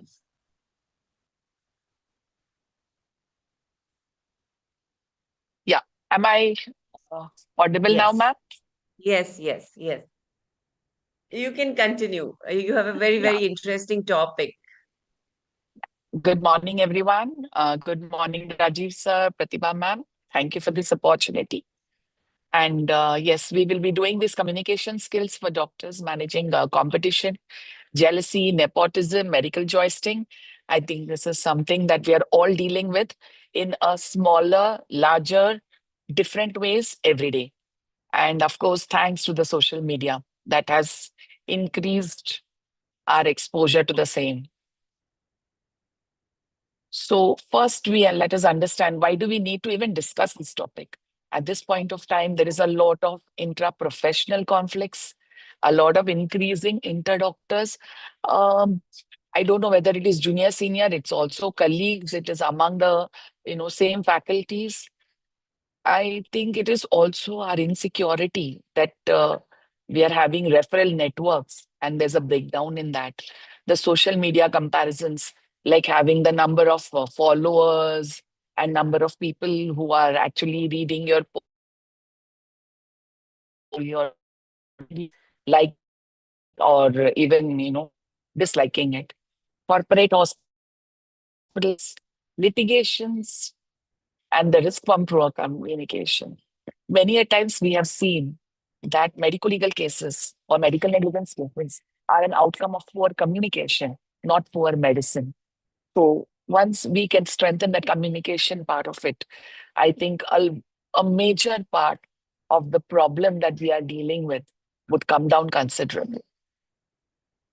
So let us just understand, competition is going to be in each and every field in whatever we do.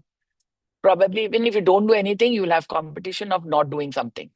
So when we look at healthy competition, this improves our skills. It makes us learn more, grow, become more collaborated, more focused, have a better outcome.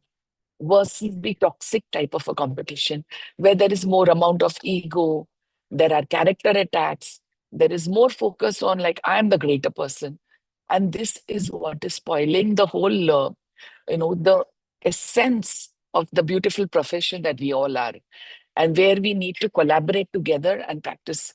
And that's more important for us. So then what are the communication errors that happen during, our practice, which we think that this is a kind of thing that is going into competition? You see that the attitude, very important is the attitude. When they're talking, you feel they're boasting. At times, there is a public criticism among our colleagues, or when you talk about them, the facial expression, the additional body language that you are having, or at times you have a very defensive tone. All of this shows some kind of a competitive sense. And of course, comparison. Sometimes people do it in a good language, sometimes in a bad language. But this comparison, I think among our professional colleagues, they are very, and people really understand what it actually means. So I feel competition is good, but it has to have a good constructive language, even when you're talking of competition. So when we are comparing, we have to have an attitude of collaboration. That's more important. Always the collaboration, the competition, or the discussion, it has to be an outcome based. It should not be a personal based or to demean somebody. It has to come good as an outcome, and it has to share credit generously. Very, very important. Be it a senior, be it a junior, be it our colleague. There is no harm in sharing credit for the outcomes, because most of the times, whatever outcomes are there, those are due to team efforts. Many a times doctors are experiencing jealousy. Basically, the point of jealousy is recognition disparity, financial growth differences that are seen, administrative favoritism, social media visibility again, patient volume difference. I think this is one of the major differences where doctors start looking at each other in a different attitude. Academic recognition, I think this should not be a part of jealousy because this is what effort you have put for and what you have earned. So there's no question of jealousy. But social media popularity, absolutely. These are all different kind of things that happen in our day-to-day activity for which we give a lot of more importance. It may or may not cause any kind of importance in actually our professional outcome. But just because of that sign or that popularity that we feel that this person is more known or more famous or whatever, which causes an insecurity in our colleagues or among us. That is the reason why we doctors also are facing. So how would it manifest? Some people have an attitude of giving a subtle kind of a criticism. Some will withhold the information and also have a little bit of a passive reference sabotage. Also spreading doubt among patients. These are very subtle ways of doing it, but the jealousy shows and non-cooperation during emergencies. We all know during emergencies as colleagues, we need to be standing for each other, every doctor for each other. Many a times may not be for the surgical skill, maybe just for the moral support. Be there. And these kind of activities show jealousy. So when you see these kind of things, these are early signs of how jealousy can manifest. And these attitudes, they would damage more so when you are having a collaborated kind of an approach or working in the same hospital or same area where we need each other to help us in time of crisis. So what are the communication strategies that we can use? Even if you know there is a jealousy, stay calm, focus on your patient welfare, use a very neutral language, document your referrals whenever you're documenting to the page, to the next doctor, and maintain written records. Just like communication is our foundation, so is our documentation. These are a few aspects which are absolutely required during our day-to-day practice. And if we have to say something, let us try to take our colleagues with us or whoever it is with us. So we need to say let's review clinically. Or we would if our body language, our talking shows the person in front that we want to go as a teamwork, we want to go together with everybody, then that is the right strategy. And probably that would cut down that negativity. It would bring down that jealousy or maybe that, that feeling of incompetence or inefficiency or maybe just the insecurity.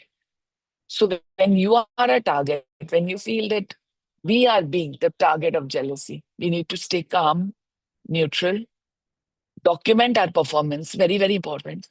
Avoid gossip totally. Do not be a part of it.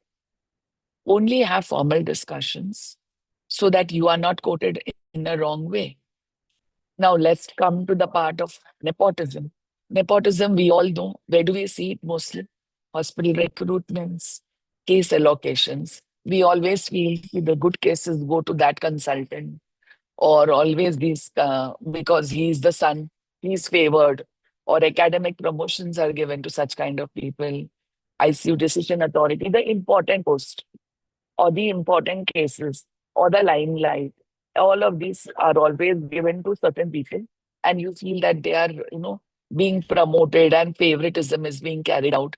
They are given the more important opportunities. So in such kind of cases, if you are stuck in this, what do we do for communicating? First is avoid personal attacks. Do not try to go upfront and say that you are favoriting your relative, your son, or whatever it is. Instead, it's always better to take a policy-based language.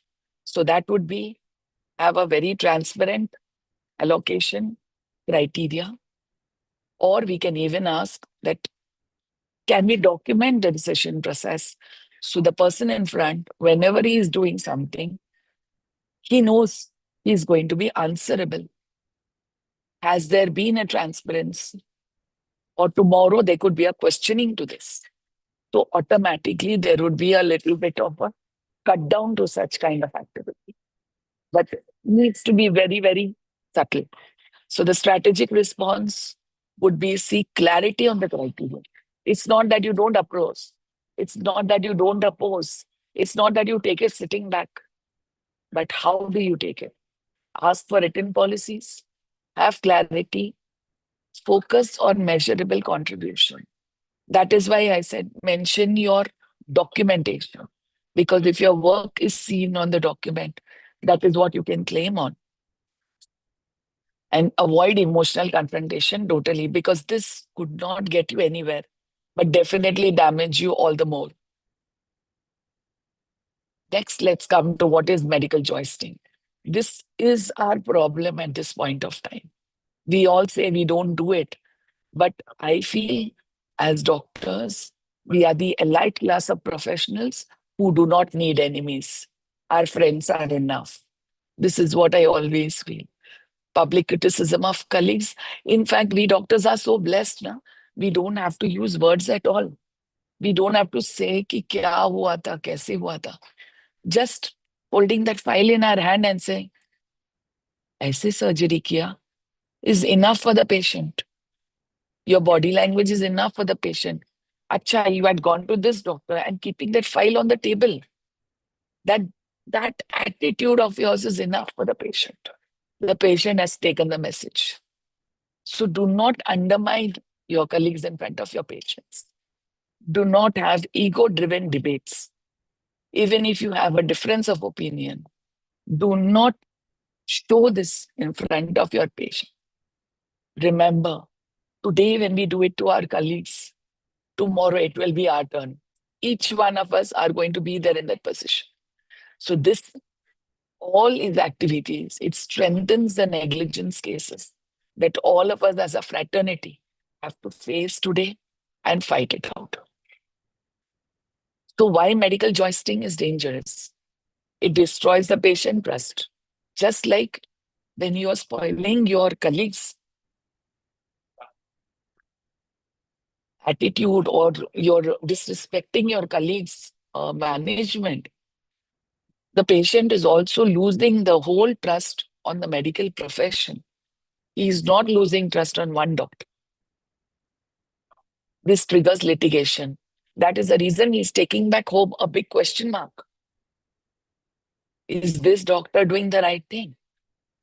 There are ethical violations according to Medical Code of Ethics.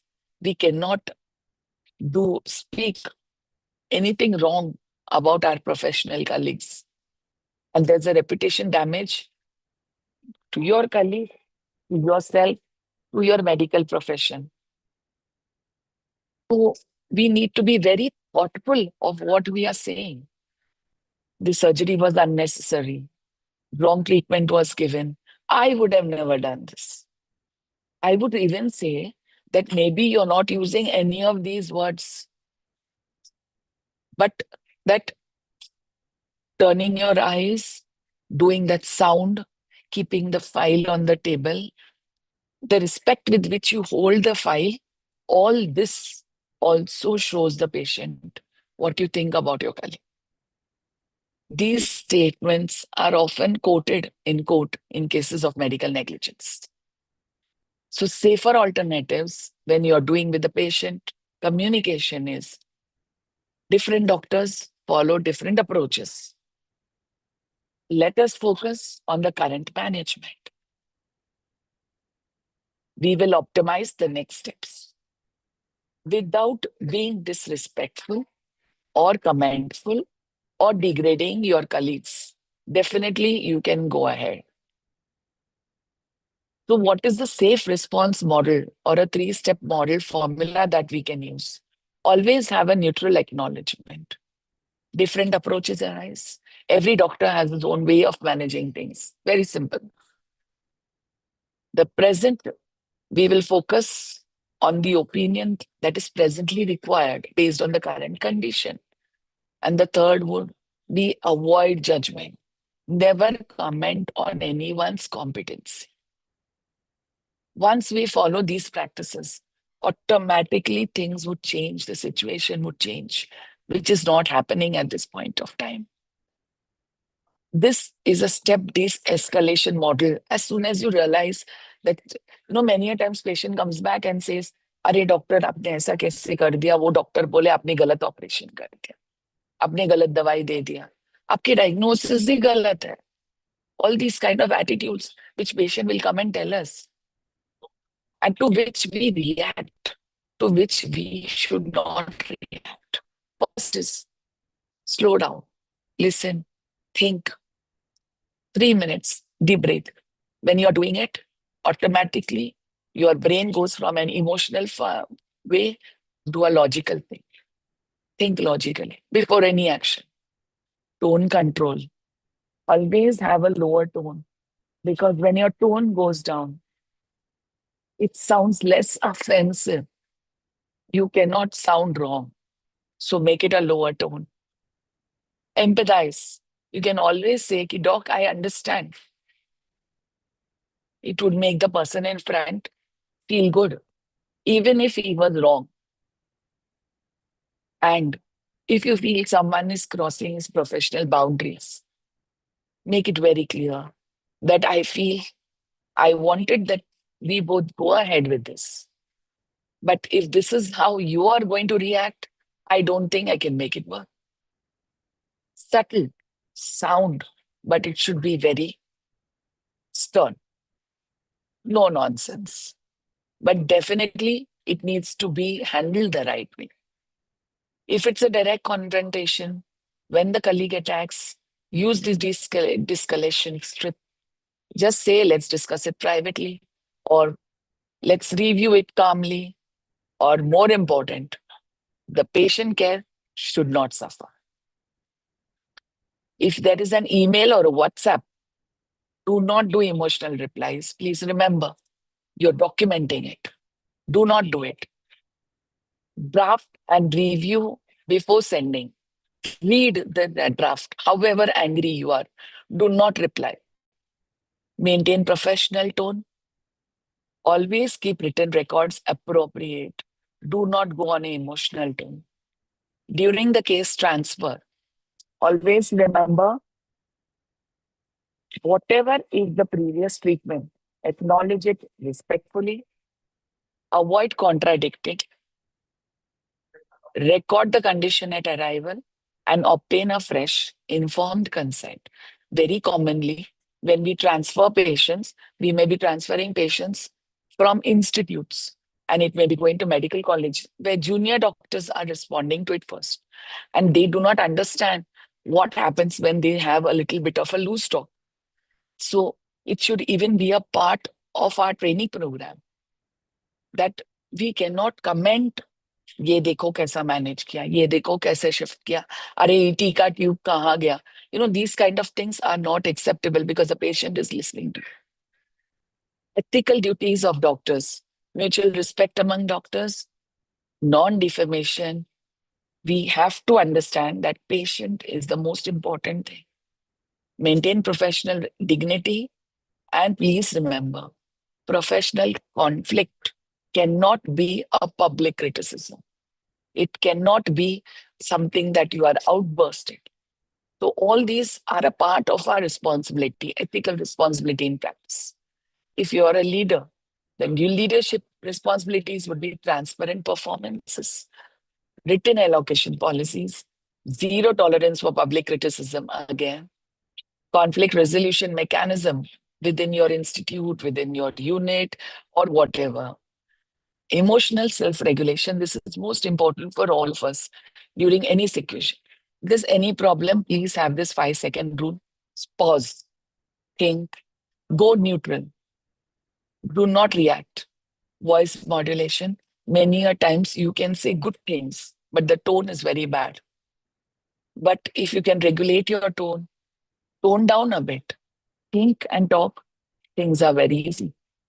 document before discussion.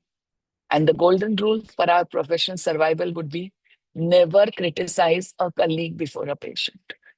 Not before the public, not in social media, not before a patient. Never. Document. If you have a difference of opinion, you can document it. Don't argue unnecessarily. Compete with yourself. Compete with your own performance. You don't need a competitor from outside to compete. Protect your professional dignity.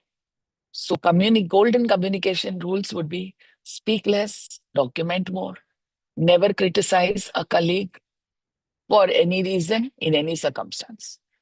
Don't compete through defamation. Maintain professional distance and dignity. Protect your reputation legally. And the closing thought is clinical competence saves patients, but communication competence saves doctors.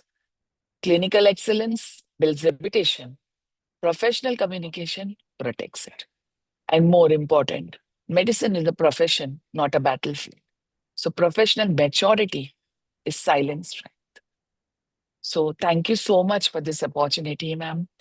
I hope I have done justice to the topic and have been able to some extent at least put in some inputs to these difficult situations wherein we see these problems on the day-to-day basis in our daily practice.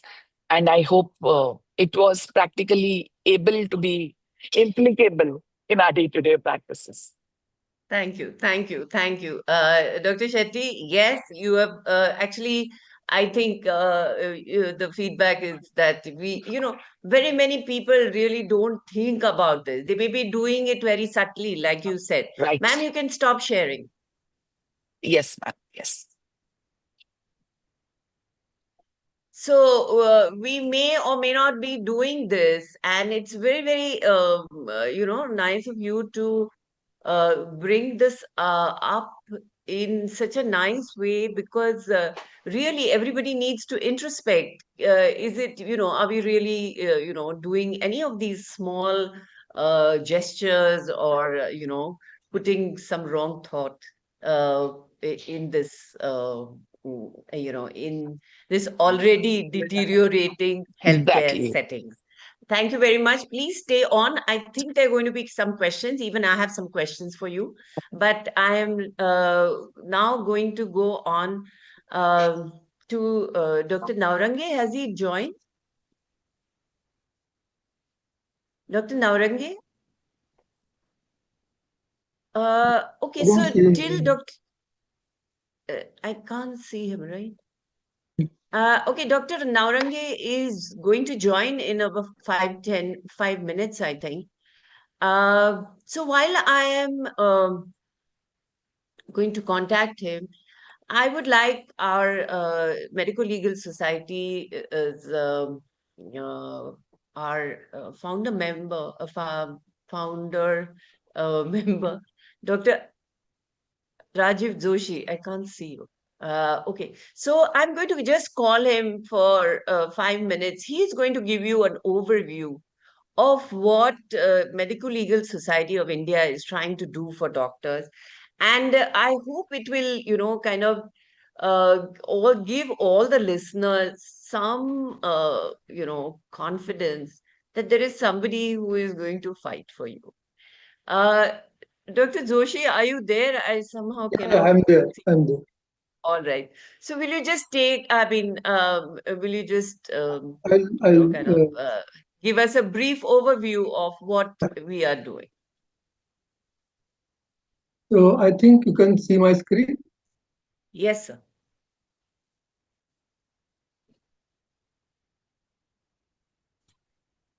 Okay. So basically, Medical Legal Society of India was started in 2022 with the aim and objective of handling legal aspects of medical profession different ways. So first thing we started was this training program in online manner, because initially this program was conducted by Dr. Naurange sir, who is our next speaker, and it was in physical mode before COVID. And during COVID, we learned the power of online mechanism, and we started this online course. Until now, we have conducted 8 online courses, and one course that is going on just now is a self-paced program. We have trained about 250 participants in the online program. And for MMC credit points, about 102,050 participants have joined one session at a time. So at least we say that we introduce them to medical legal aspects. In addition, we have found out various areas in which Medical Legal Society of India can pitch in for helping doctors. This one program was communication skills training program, which was conceived by Dr. Kane, which is currently underway, and it has helped really quite a few people to understand nuances of the communication skills. And now I am going to show you a list of cases. And first, just go through this, the thing. These are dates and dates and dates. That is what the judiciary is all about. But we have been able to pitch in various cases. For example, Kishan Chand Jain case is about generic medicines. When one advocate said doctors should be punished if they don't write generic medicines. So we have said that generic medicines, yes, they are cheap, but what about quality? And who is going to be responsible if the poor quality medicine affects the patient adversely, and the patient is going to point out that this doctor has given the medicine. So we need some protection in that, and that case is still underway. Abhishek Yadav versus Union of India is a case of interns payment or intern stipends. We got the statistics that 75% interns are not paid adequate stipend, and about 25% are paid stipend and taken money back. Say 50,000 is paid and 40,000 is taken back. That is how colleges are treating the interns. So we have enrolled in that case, and we are trying to get order from the court that colleges who don't pay stipend, there should be some action by National Medical Commission. Unfortunately, the situation in the country is such that the National Medical Commission is permitting anybody to start a medical college if he has got adequate land or if he can get land from government, and number of colleges are increasing under the umbrella of government and NMC, so that they say that number of doctors will increase and it will reach the masses and rural India and all that, but that is not going to happen. The quality of education is going down. At the same time, whether you start a legal college or not, you need to pay the interest because they are working 12 to 14 hours. And that point we are driven clearly in the judiciary, and they are every time the case comes to court, they say first thing they say that interns are working for 12 to 14 hours, they need to be paid. What is to be done about it? Now, next case on this list is Rahil Chaudhary versus National Medical Commission, in which Dr. Rahil Chaudhary said that live demonstration surgery should be stopped completely because it is affecting various issues regarding patients' autonomy and risk is being taken by the surgeons, etc. We had a discussion in Medical Legal Society, and we had two clear views. One group said that they should be stopped, and one group said they should be continued. And then we found a middle path, and we created guidelines which should be followed if any institute wants to conduct live demonstration surgeries. And I am very happy to tell you that Dr. Kane led this activity, and the recommendations which we prepared have been accepted completely in toto by the National Medical Commission, and they have been declared as actual guidelines, which will be finalized by the court in due course of time. Then there was this case of Sunit Kumar Upadhyay versus Union of India, and that case is about his husband of Dr. Archana Sharma, who committed suicide after she was slapped 302 because of death of patient in the hospital. And in that case, the Union of India came and said that this case should be rejected because anyway we are taking adequate precautions, and the court said that Dr. Upadhyay should have filed a petition in the lower court because police did not file or follow the Jacob Matthews guidelines.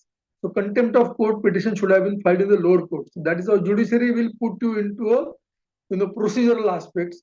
And unfortunately, Dr. Sunit Kumar Upadhyay lost that case in spite of having lost his wife.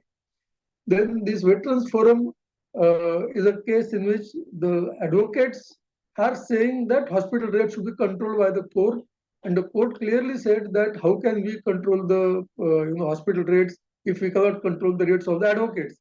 So that case is still going on, and some outcome will come from that, but we have pitched in into that case also. Then there is this case of Bar Association, which is the most important case in my view, because in that case, the Supreme Court held that lawyers should be removed from Consumer Protection Act. And you will be surprised to know that they relied on a Maryland Act, which said that foreign professionals should be removed, are not included in Consumer Protection Act, in which they are given a list of professions in which there was 6th or 7th name was lawyers, and the judgment stopped at that. But I found this Maryland Act, and I found that dentists and medical practitioners are also in that list. So based on that, we have filed a petition in Supreme Court, which is called as curative petition. It is a very risky petition, but we have filed it. And now we'll be intervening in another petition, which has been filed by Association of Private Hospitals, which is also asking review of IMA versus VP Shanta, and we're taking this forward. Then this Asit Baran Mondal case is there, in which the lawyers said that doctors practice without any guidelines, and there is writ large negligence in the medical practice. So we have filed an intervention application in that case, and also we have filed a case in Bombay High Court regarding ICU guidelines published by Union of this Minister of Health, and a special leave petition also filed on same issues, and which we heard in April. Now this Kumud Lal versus SC Roy is a case in which the doctor died and even the patient died, but the patient's legal representatives are saying that doctor's legal representatives should pay the damages, and that is now heard by the court, and it was supposed to be the court was supposed to give order on 9th of February, but the order is not yet out. We'll come to know what is the view of the court. So all these various cases are there. This Samiksha Foundation versus Union of India is a case in which also we have filed intervention application, in which the petitioner has said that in Jacob Matthews, the court has said that the expert committee opinion is required to decide whether there was negligence or not, and police cannot arrest before the before the opinion of the expert committee. The Samiksha Foundation petition is requesting that doctors are giving opinion in favor of doctors, so people other than doctors should be there in that expert committee, like judges, like social activists, like consumer protection people, etc. And we are challenging that order also, that petition also in the Supreme Court. In this Kerala High Court case, which you all know, this Dr. Vandana Das was killed by stabbing her 11 times in chest, and in that petition, Medical Institute of India intervened, which was the first case of MLSI for intervention, and in that case, we were able to convince the court that the act in Kerala was poor, and they directed the government of Kerala to look into our suggestions and requests, and government of Kerala has subsequently changed the act, which was the best act in the country, in 2023. After that, we did some advocacy with government of Karnataka, because government of Karnataka had issued a law commission report in which they have said that doctors should not be required to prove that there was violence against him.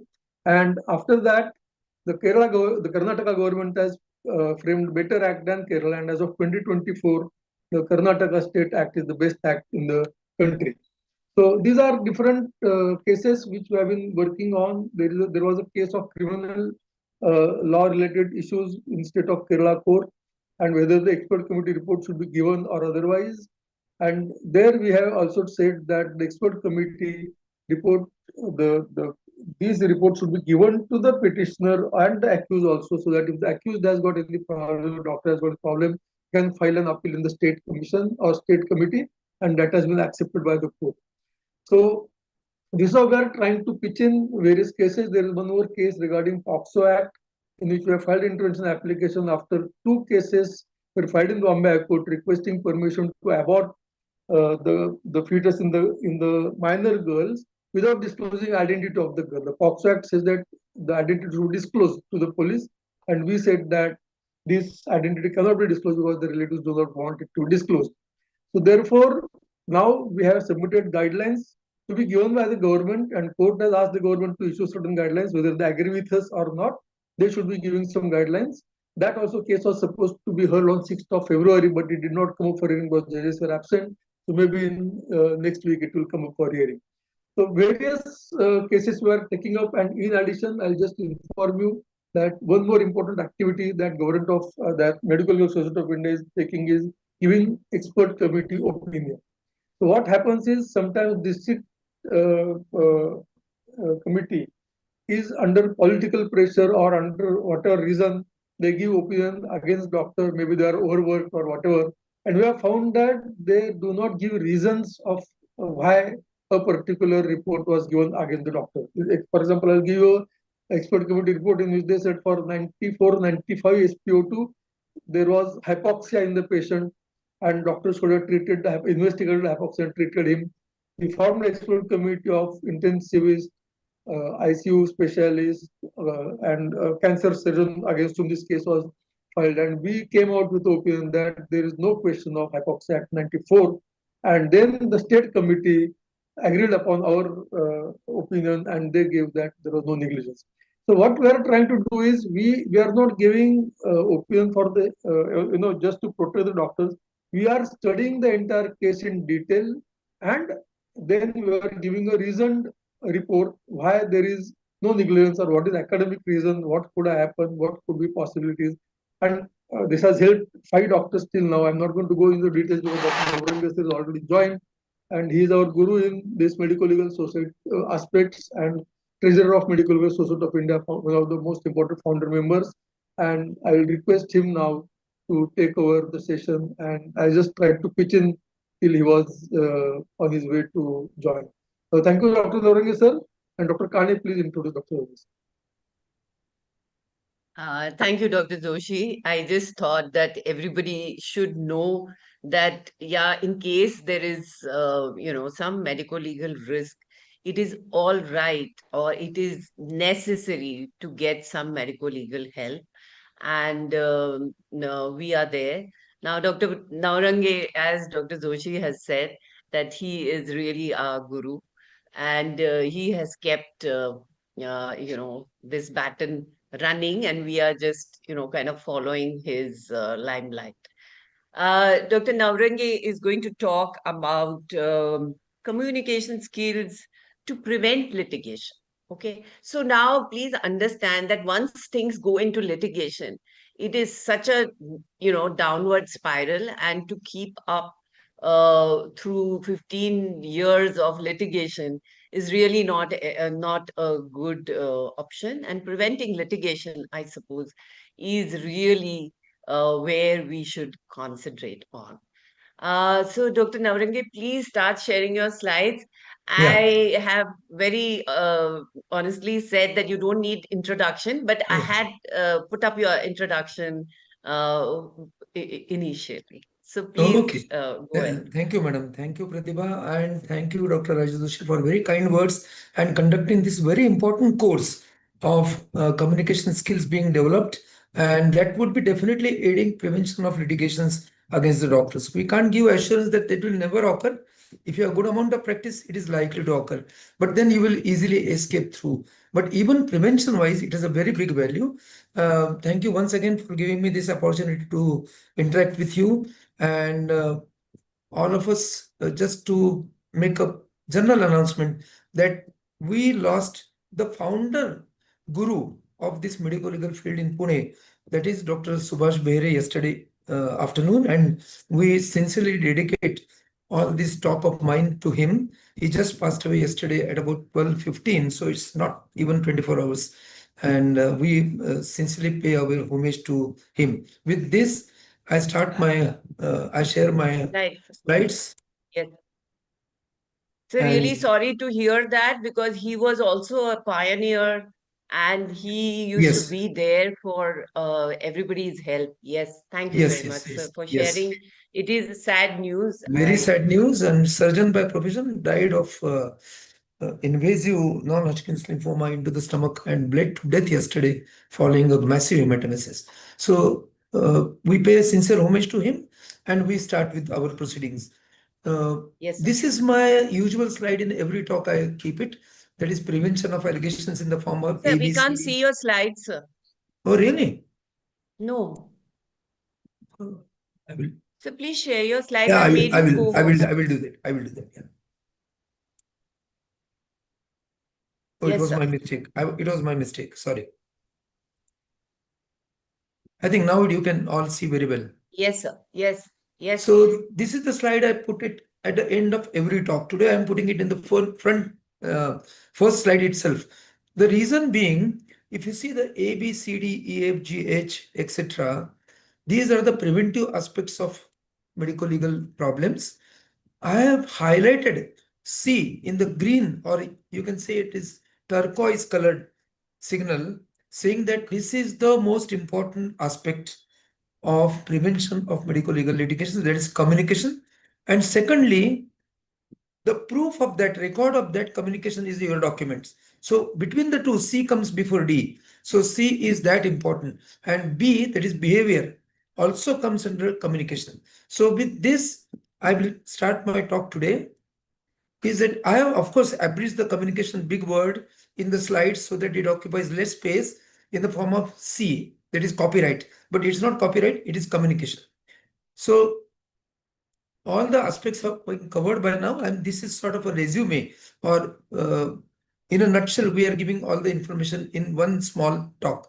That communication, either it can be verbal or non-verbal, by your gestures, by your behavior, by your simple one or two words. Then what are the contents of the communication? What is the process of communication? Because it will depend on the case-to-case basis and what is the real situation given the doctor-patient relationship. It can be informational. You are giving communication, you are giving all the information about a procedure, about a drug, etc., including the side effects of them. Or if you don't do this, what will happen? That is informational. Then relational. So in relation to time, in relation to the level of understanding of the patient, in relation to his knowledge, then cultural aspects are also there. In our country, nobody would like to listen directly from horse's mouth. That is a doctor in charge. Oh, you are going to die in about 2 months' time. That is not good. Whereas many other Western countries, they would say that communication should be forthwith and direct. Of course, we are not lying to the patient, but we will softly tell and communicate the real aspects to the relatives. So that is the cultural aspects I'm seeing. Then communication involves all these different factors to a varying extent. So right at the top, the heading says communication skills, 67% of the cases. What does it mean? That out of the statistics from Maharashtra State Consumer Redressal Forum or Commission now, it has been found that out of the 23,000 cases, 67% of the cases has arisen because of the poor communication or wrong talk given by one doctor about the previous doctor. So that is what we call jostling, 67% of the cases. So this is the biggest factor of inciting the person to go to the litigation against you. So be very careful about communication. Now, communication is at various levels. That is intrapersonal, patient's own version of the illness. Interpersonal, that means I am giving information, he is asking me the questions and vice versa. Then it can be organizational. What I'm telling to my people who are working under me, what I'm discussing to the relatives, what about my colleagues in the organization, nurses, IAs, my superiors, etc. Then it can be a mass communication also when we give information on the media, and it can be technological as in social media. However, the key factor about good communication, the first key factor, there are many key factors, I will come to that, is listening. Listening is very important, and we have to learn this because somehow it has been found, at least till about 4 years back, that doctors are having a habit of paternal system of communication. That means I tell everything, you have to listen. However, this has changed, and it must change for good, that you have to listen carefully. And in our history taking also we have learned but forgotten that careful listening to the patient's condition, complaints, is very important. Primary step in coming to a proper diagnosis. Same way, listen to what the other party is saying. That is the first key factor. We should not start speaking and exhibiting our knowledge. We are we are required to listen carefully to what the problem is and then give specific unconditional, clear answers. So what are the problems for these communication errors? Is poor listening. Number two, I mentioned this authoritative attitude. Whether you understand or I know about yourself, this thing, paternalistic approach that must go. Daycare procedures, the time is short. We say that daycare procedure, it is minor. I have experienced it myself about arthroscopy of my wife's knee joint. So it was terrible from a very renowned arthroscopic surgeon in Mumbai. So how it occurs, I know that. Number 4, lack of respect and courtesy towards the person who is giving us the information. Time constraints and restraining decisions making. So we are restraining the decisions which ought to be made by the patient. That is what we have discussed about patient autonomy. So these are the problems. So communication, this is very easier to say C. Communication should be clear, it should be careful, it should be correct. So these 3 C's are important. Communication should be clear, careful, and correct. Communication leads to trust. So essential to have good doctor-patient relationship. Good communication needs, of course, empathy. No doctor is a good doctor. Howsoever he may be clever and genuinely intelligent, unless he has really empathy from and passion for the profession from the bottom of his heart. So empathy is the fundamental thing. Listening, another key factor which I already discussed. Knowledge in that particular subject and rapport with the patient. So I think they go hand in hand. This is the good communication requires all these. What should be avoided? Avoid confrontational, condescending, and judgmental communication.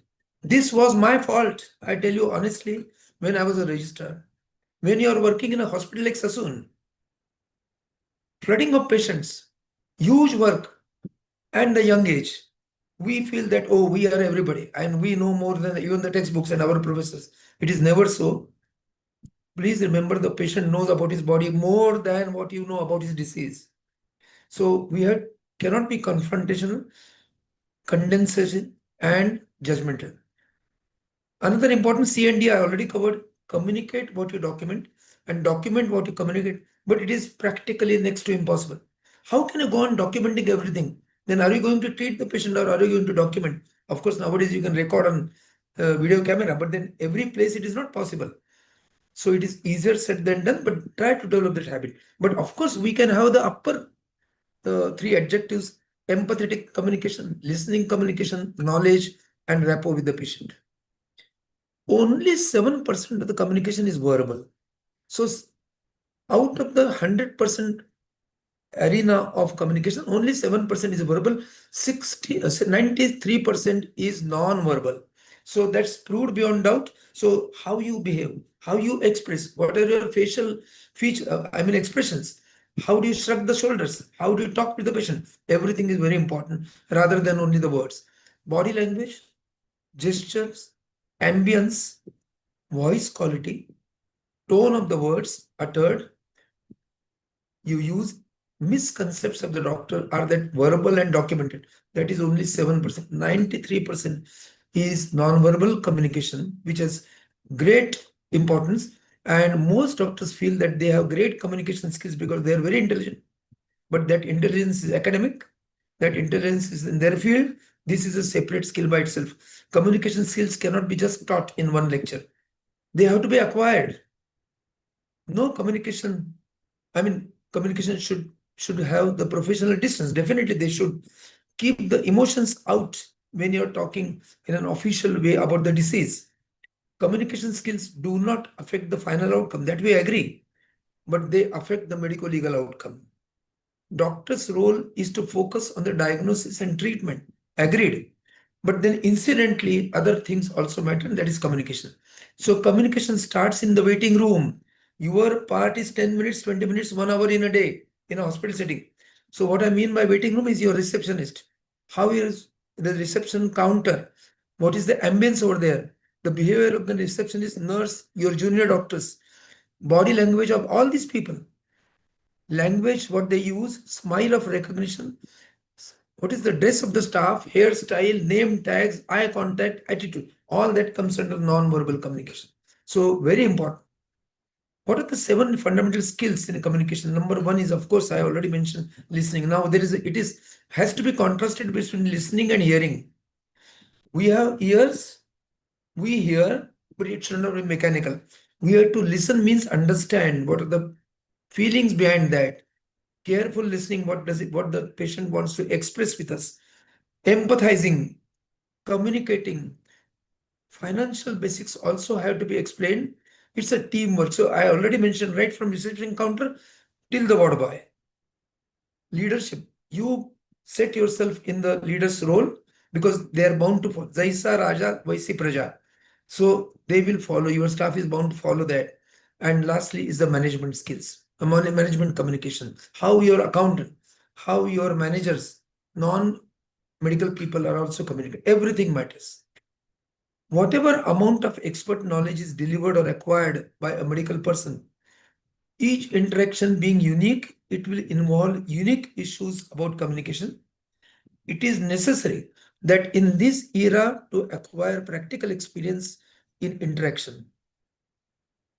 Right from OPD reception to the bedside mannerism. I remember one of my FRCS friends who just died last year. He used to say that after you get admission in NHS, in the first 7 days, there is orientation on how to behave with the patient bedside. For every doctor who is entering the NHS service in England. I have laughed at that, but that was basic, that is required. So at how, I have seen my teachers putting their foot on the bedside of the patient and taking the full tutorial like this. That is wrong. We have to honor that person also, howsoever he may be poor. Right from OPD reception to bedside mannerism, counsel about the billing, expected prognosis of the future outcome by working under senior well-known physicians, because very fact they are in practice for more than 10 years and having increasing practice means they have got good communication skills by and large. This is a generalized statement. So after passing every doctor, what mistakes we have done should not be done by others. And that's why for my young colleagues, I'm saying that after you clear your MD or DNB, whatever it is, or even super specialist, at least for 6 months, practice in a private medical setup, also in the OPD of some senior person, with or without pay. Forget about pay. You will learn a lot about communication skills. Also, I sincerely feel that in these days of social intolerance, why social intolerance is there? Absolute intolerance. And media is adding fuel to that fire. One reason is nuclear families, satellite families. And then there is a concept of my space, even for a child. So that is why the intolerance has developed, where even school child talks about his space in the home, my separate TV, my separate bathroom, like that. At adolescent age group, they will just close the door and they won't allow even parents to come inside. It's a terrible situation. Patients need also to be talked about their decent communications with children, because from this generation only the doctors are coming out. So this is my sincere feeling and experience that we have to inculcate these good habits from their school age. But for us, it is too late now. But at least the next generation and next generation, they should learn this. Communication is a two-way business. You cannot be that patient is polite and we are arrogant and vice versa. So it is a two-way, but then we should be communicating very coolly. I think one slide is missing. One particular slide is missing. That we should move with ice on the head and sugar on the tongue. So with this, I conclude my talk. As a doctor, we need these two things to develop. And one of idols for me in my days is the legendary Dr. K.S. Sancheti. So beautiful communication. He has such a huge practice. But have you seen medical legal problems? Yes, because he had huge practice. But then he has every time come out very clean, decent communication and decent behavior. So these are the fundamental things. Patients don't understand that something has gone wrong in the treatment. It is your behavior which drags you into the courts in at least 70% of the cases. So with this, I conclude my talk and stop my slide sharing. And thank you very much once again, Pratibha and Raju, for allowing to express my reasoned thoughts and as well as some experienced thoughts. Thank you. So thank you very much. I think they're very, very important points that you have shared with us. So please stay on for some Yeah. questions. And Sure. like Dr. Naurange has said, we all, must be having some role models. And I just feel that today there is a lack of role models. For me, the best communicator I have seen is Dr. H.V. Sardesai. And he used to have absolutely, he used to bend forward, he would touch the patient, he would, make some eye contact. Even in Sassoon, he had such a massive practice, the who's who used to go to him. But when he used to take our class, he would call the patient by name. And I mean, I remember almost every patient going and touching his feet. Means just out of, just the fact that somebody has understood us.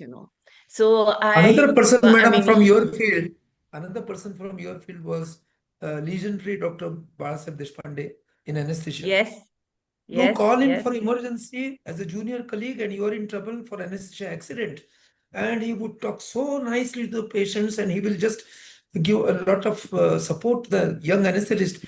Otherwise, he would feel that he would quit the practice, but he would very well explain to the relatives, even if the person has made a mistake, that he would cover up everything. So these are the examples I think we should set in now. Yes, yes. I think we are open to questions. I would like some of the participants, please, to ask questions if they have any. We have, I think, the whole faculty here. Okay, I'm going to ask one relevant question, which will be helpful to everybody, to Dr. Khatod. So, when a patient is actually, threatening you, because now I think every complication, especially death, every patient is saying, I'm going to, take you, I mean, FIR kar lunga. So now in that condition, Dr. Khatod, what should the doctor do for an unanticipated death, probably in the ward or probably on the operating table? So, Yes. what are the first things that you have already said how to approach? But in an emergency, something unanticipated has happened, and we want to, what should happen when patients are threatening you? They are not necessarily gone to the police station. So what should we do?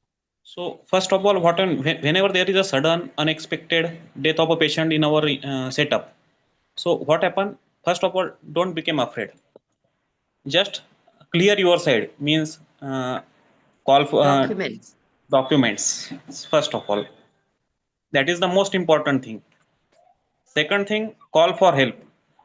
Call some 2 to 3 Yes. colleagues, some subject experts, and then uh, act like a team.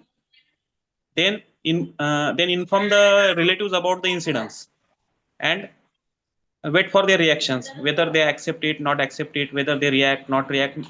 Most of the time, what happen, if we inform them properly, they will accept the situation, depending upon the situation. Though they accept the situation, you can, if you are not sure about the cause of death, though there is a no objection to that cause of death by the relative, but you are not sure, and you don't know, you don't have the some documents to prove that cause of death, you have to advise post-mortem. The most important thing, though relatives are not willing, you have to advise the post-mortem. It is not like that we will take it on the paper that we are not willing to do PM of our patient and we are taking him home. So this is absolutely wrong. Just if they are not willing to do PM, then inform the police and let the police decide whether PM should be done or not done. If relative informs the police that we don't want to do PM and we have no objection, then they can take the body. The most important thing, generally what happen, we take in the writing on the paper that we don't want to do the PM. Later on, they bury the dead patient or do incrimination, and later on what happen, after that ritual during that tervi वगैरह relatives gather and they start talking. We should go to the doctor, and later on relative collect and come to us. So this is the most important thing, and let the police decide whether what to do. What will happen though you are not negligent, it proves that you have went to the police station, means you are not negligent. Second thing is that later on you found negligent, the relatives will think that police are already taking some action, and they will not go to the police. Means the best way that whenever the other party, if you anticipate that other party may approach the police, so you should approach the police before they approach the police. That's right. Okay. So I think that is a one message. I think we are all, what do you call it? We are all saying that, let's not, we want not to engage with the police. Actually, basically, we are not wanting to engage with the police. Better to approach the police, always better, Yes, not best to approach yes, the police. preemptively. Yes. Okay, so I think that point is well taken. And what we have anybody else has any questions? We have to inform that this patient has died. There is a sudden death, unexpected death of this patient, this age in our hospital at this day and SDM, and this is for your information and further action if needed. Just we have to inform this thing. If police doesn't come, you can hand over the body. I think Dr. Swati Gadge is on the line, and she wants to say that unless police write it on Form 4, please do not issue a death certificate. So can you just clarify this? Sir, see, there are, we use the death certificate. This is the wrong word. There are three things. One is MCCD, second is death report, and third is the death certificate. So MCCD is issued by the doctor. Death report can be submitted by any person, and DC is issued by the registrar for deaths and birth and dates. See, so unless you are sure about the cause of death and you have the sufficient evidence to prove that cause of death, don't issue the death that MCCD. MCCD. Yes. Okay. Yes. So I think I hope everybody has got this. Approach a medico-legal consultant when these things happen. Though you are confident about cause of death and you have the sufficient evidence to prove that cause of death, but if there is a dispute on that cause of death, then also you should not issue the MCCD. Yes. Okay. So point well taken. Dr. Naurange, would you like to add anything over here? No, what Dr. Khator says is absolutely right. Sir, you are muted. I'm not sure about this answer of the question.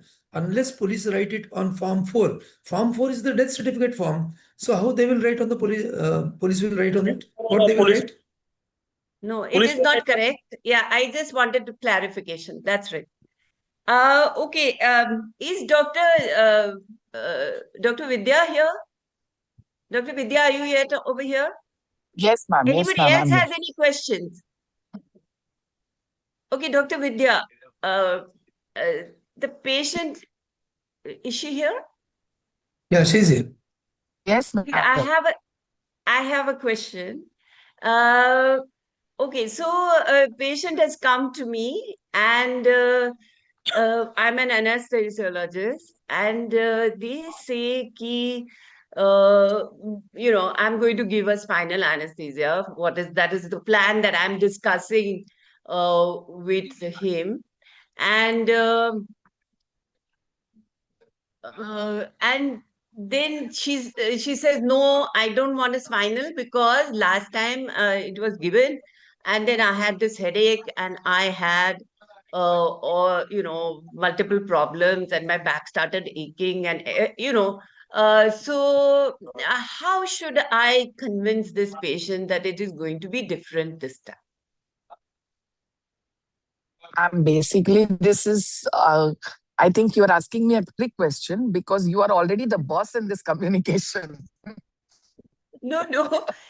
See, what you brought up some good points. So I just want you to say it. It's always, ma'am, every time the patient needs to be explained the procedure, and when we are explaining the procedure, the confidence that we give the patient, the body language, the touching, the explaining, that is very, very important.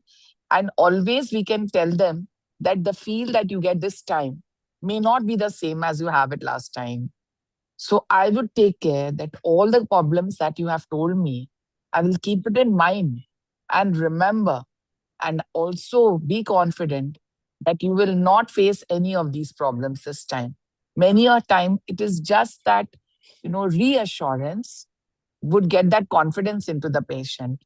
And ultimately, we need to explain to her, this is the best mode which you need, which may not be your choice, but it is the surgeon's choice.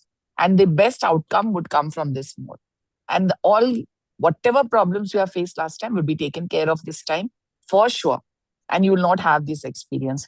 So I feel it is the communication, the way we touch the patient, the way we reassure her. And I'm sure I'm talking to the wrong person to say this answer, because you can tell this better. No, actually, basically what I would do is to say that these complications happen. Okay, because it is really not in my, I mean, it might happen again, So Again, also true. that is what I would say, that yeah, these complications happen. And if it has happened long time ago, I say no, our needles have changed, our technique has changed.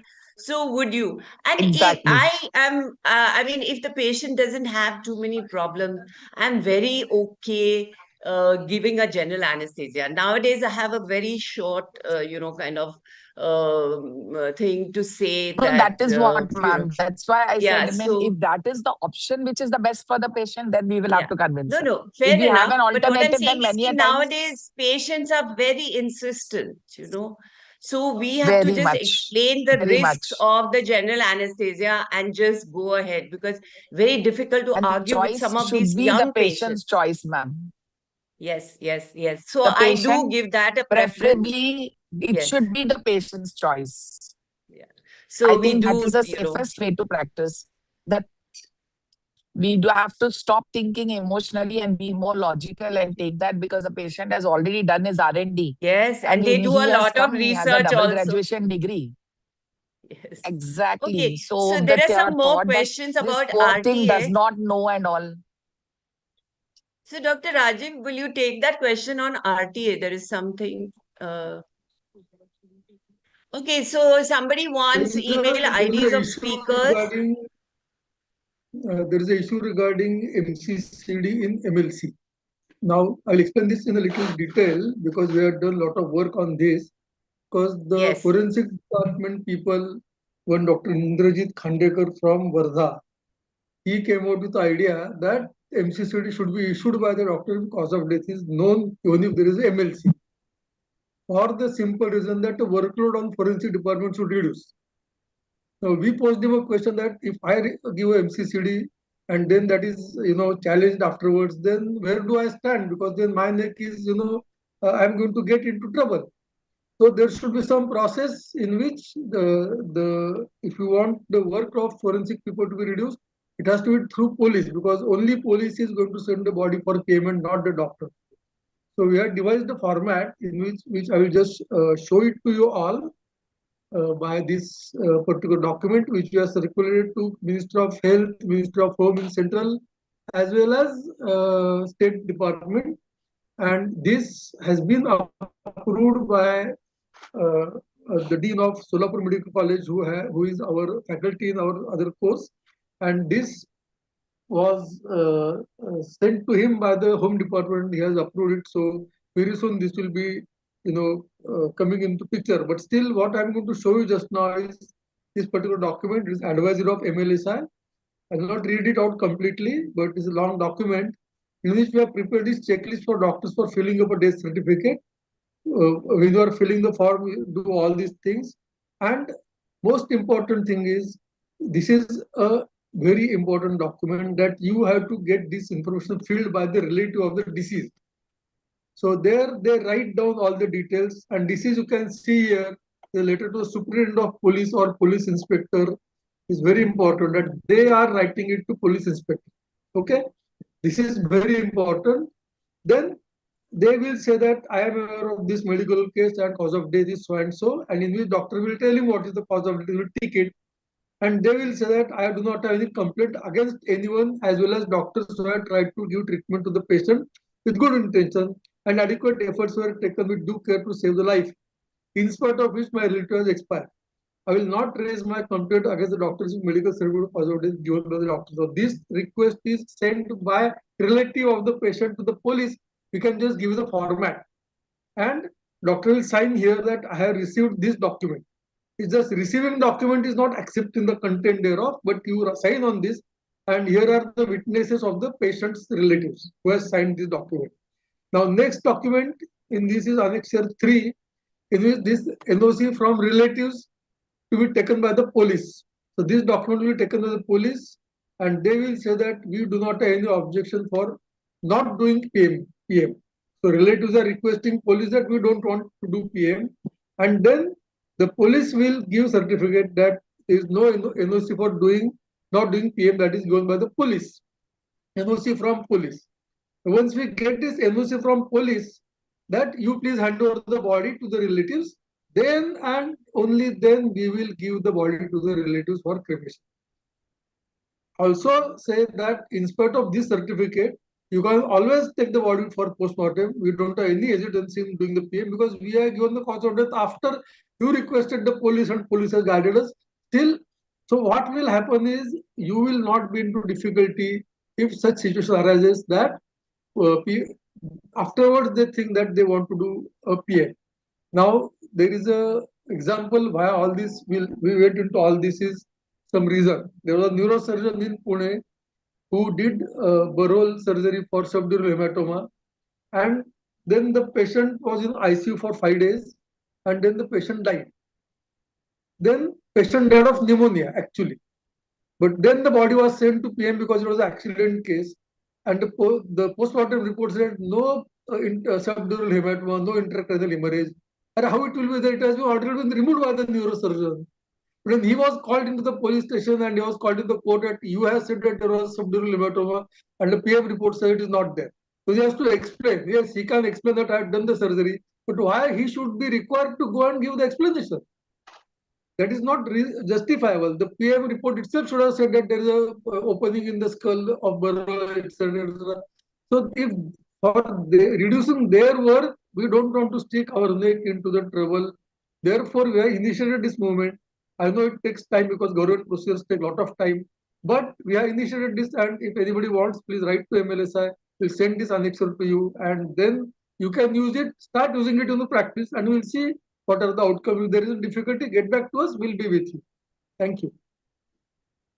Okay, so all right. So, and in spite of all these precautions, Dr. Swati, yes, it is the patient's right to keep on going to all forums and knock their doors. Okay, so there is no guarantee that just because we do the right documentation, they will not go. It is their right, they will go.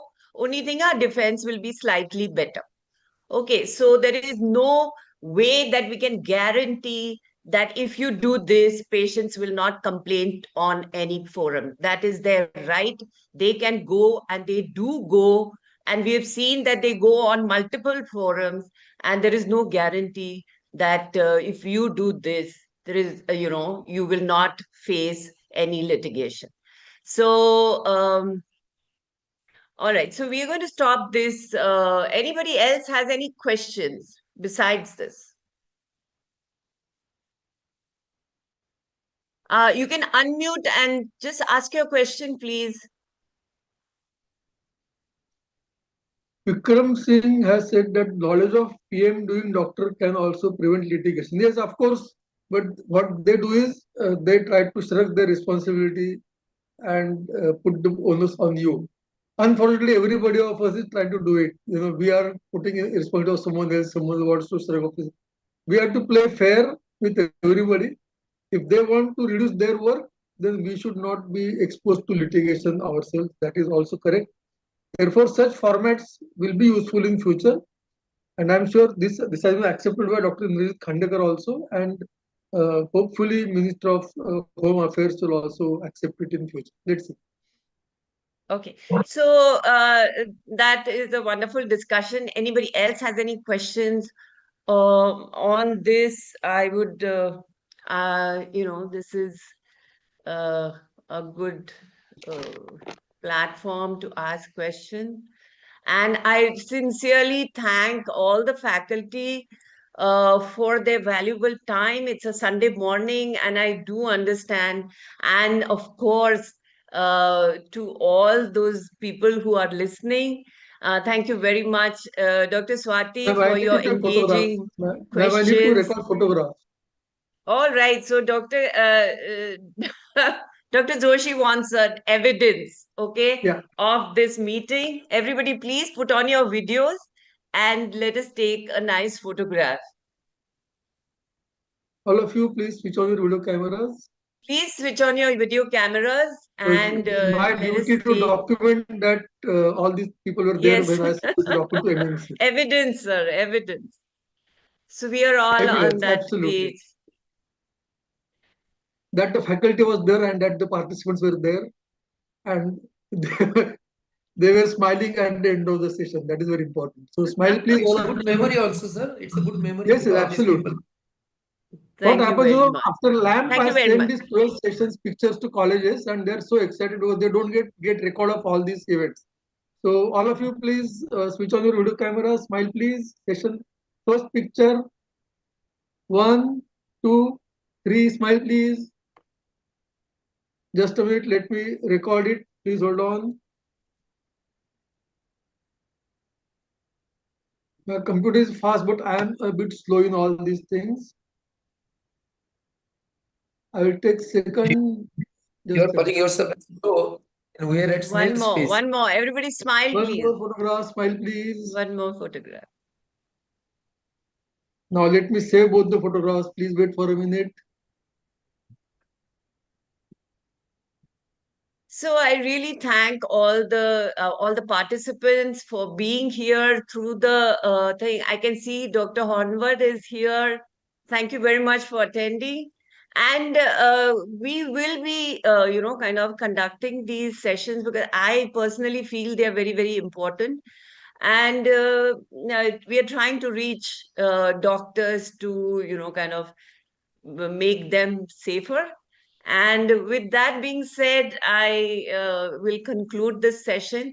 Thank you, all the faculty, for sparing your valuable time. And we do. Okay, there is okay, so there is a request for email IDs. Okay, let me see if I can, kind of share them. Dr. Raji, can we make a picture of the email IDs? And one more thing, madam, we thank. Yes, We Dr. thank- Naurange, yes. Yeah, Sir, we thank faculty, our it's a email MMC ID. observer. advisor. Yeah, we thank our MMC observer, Dr. Nandakishore Mantri, who always attends the programs full time. And Yes, we are yes. thankful Sir, to I him. did acknowledge him, though I know, I think know, he's I know. on some phone because I'm not able to see his name. He's on Yeah. some phone, so it's very difficult to. Sir, please, you Madam, I can have say shared a few words. Dr. We Mantri. are not getting you now. Dr. Mantri. Hello. Dr. Mantri? I have shared my email address and medical resource of email address. So if anybody Yes, wants so you will faculty find, you information, can, we'll send it to that. yeah, you can please write to us or call us, Sir, आवाज ये नहीं. and we will try to make one slide with all, and Pratibha let's madam see if we तुमचा can आवाज नहीं share येते. it. What I will suggest is all the participants can put their email IDs in the chat box so that Yeah. we can send email to them also. We can, we can share our numbers and thing. It will be very helpful. Please do not be afraid to contact anybody in any, I think everybody is very helpful, and I think you do need help. Okay, so Dr. Arun, so we will send a list We of are getting the our email faculty. addresses in the chat box. We'll copy them and send email to We'll all of copy them and send everybody. Thank you very much. Dr. Swati Gauri, nice to see you online after a long time. Yes. I mean, I thought she would.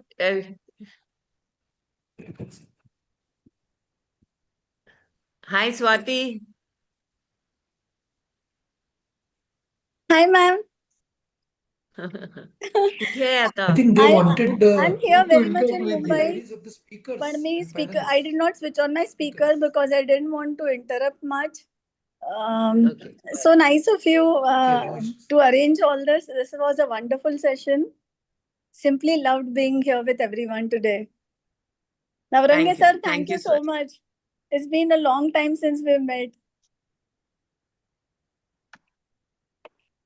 Okay, has everybody shared their email IDs? Anybody who wants information, more information, or telephone numbers and contact, please share your email IDs. We will definitely get back to you. So I am going to share, I'm going to I have close the copied the session. email addresses. Whoever sent, I have copied them. Anybody else wants to share their email addresses?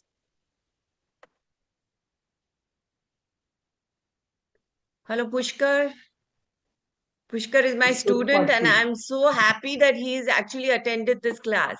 It will definitely help you. He's going to be passing out soon. Hello, ma'am. Great. Thank you, ma'am.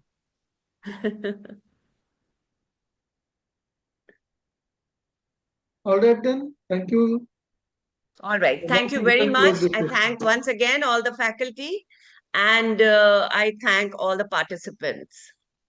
Anybody else needs to share their email address, please? These are very important numbers. You can just keep them on your phone. You never know when you will need them.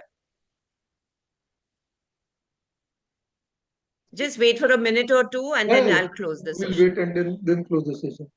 Yes, sir. I think everybody's thinking.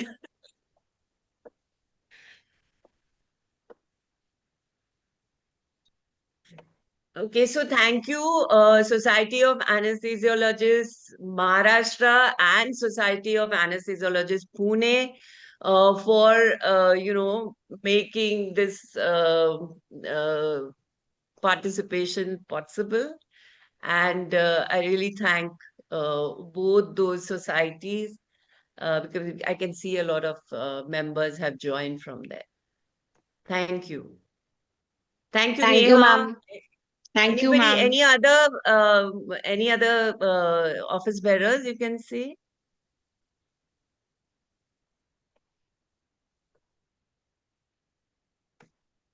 Okay. All right. All right. Sir, I think we can close the session. Thank you, Only ma'am. you try to close the session. I don't Thank have you. control on this session. No, I will close, but you've got all the email? I got the answer. I got the email address. Okay, because we may not be able to get to the chat box again. Okay, yeah. Neha, I'm closing the session. Yes, ma'am. Yes, ma'am. It was really wonderful and useful inputs. Thank you. We need Thank you, to Neha. conduct regularly such sessions, actually. Yes, yes. Okay, thank you very much. Thank you. Thank you, ma'am. Everybody enjoy the rest of your Sunday, and thank you for spending half the Sunday with us.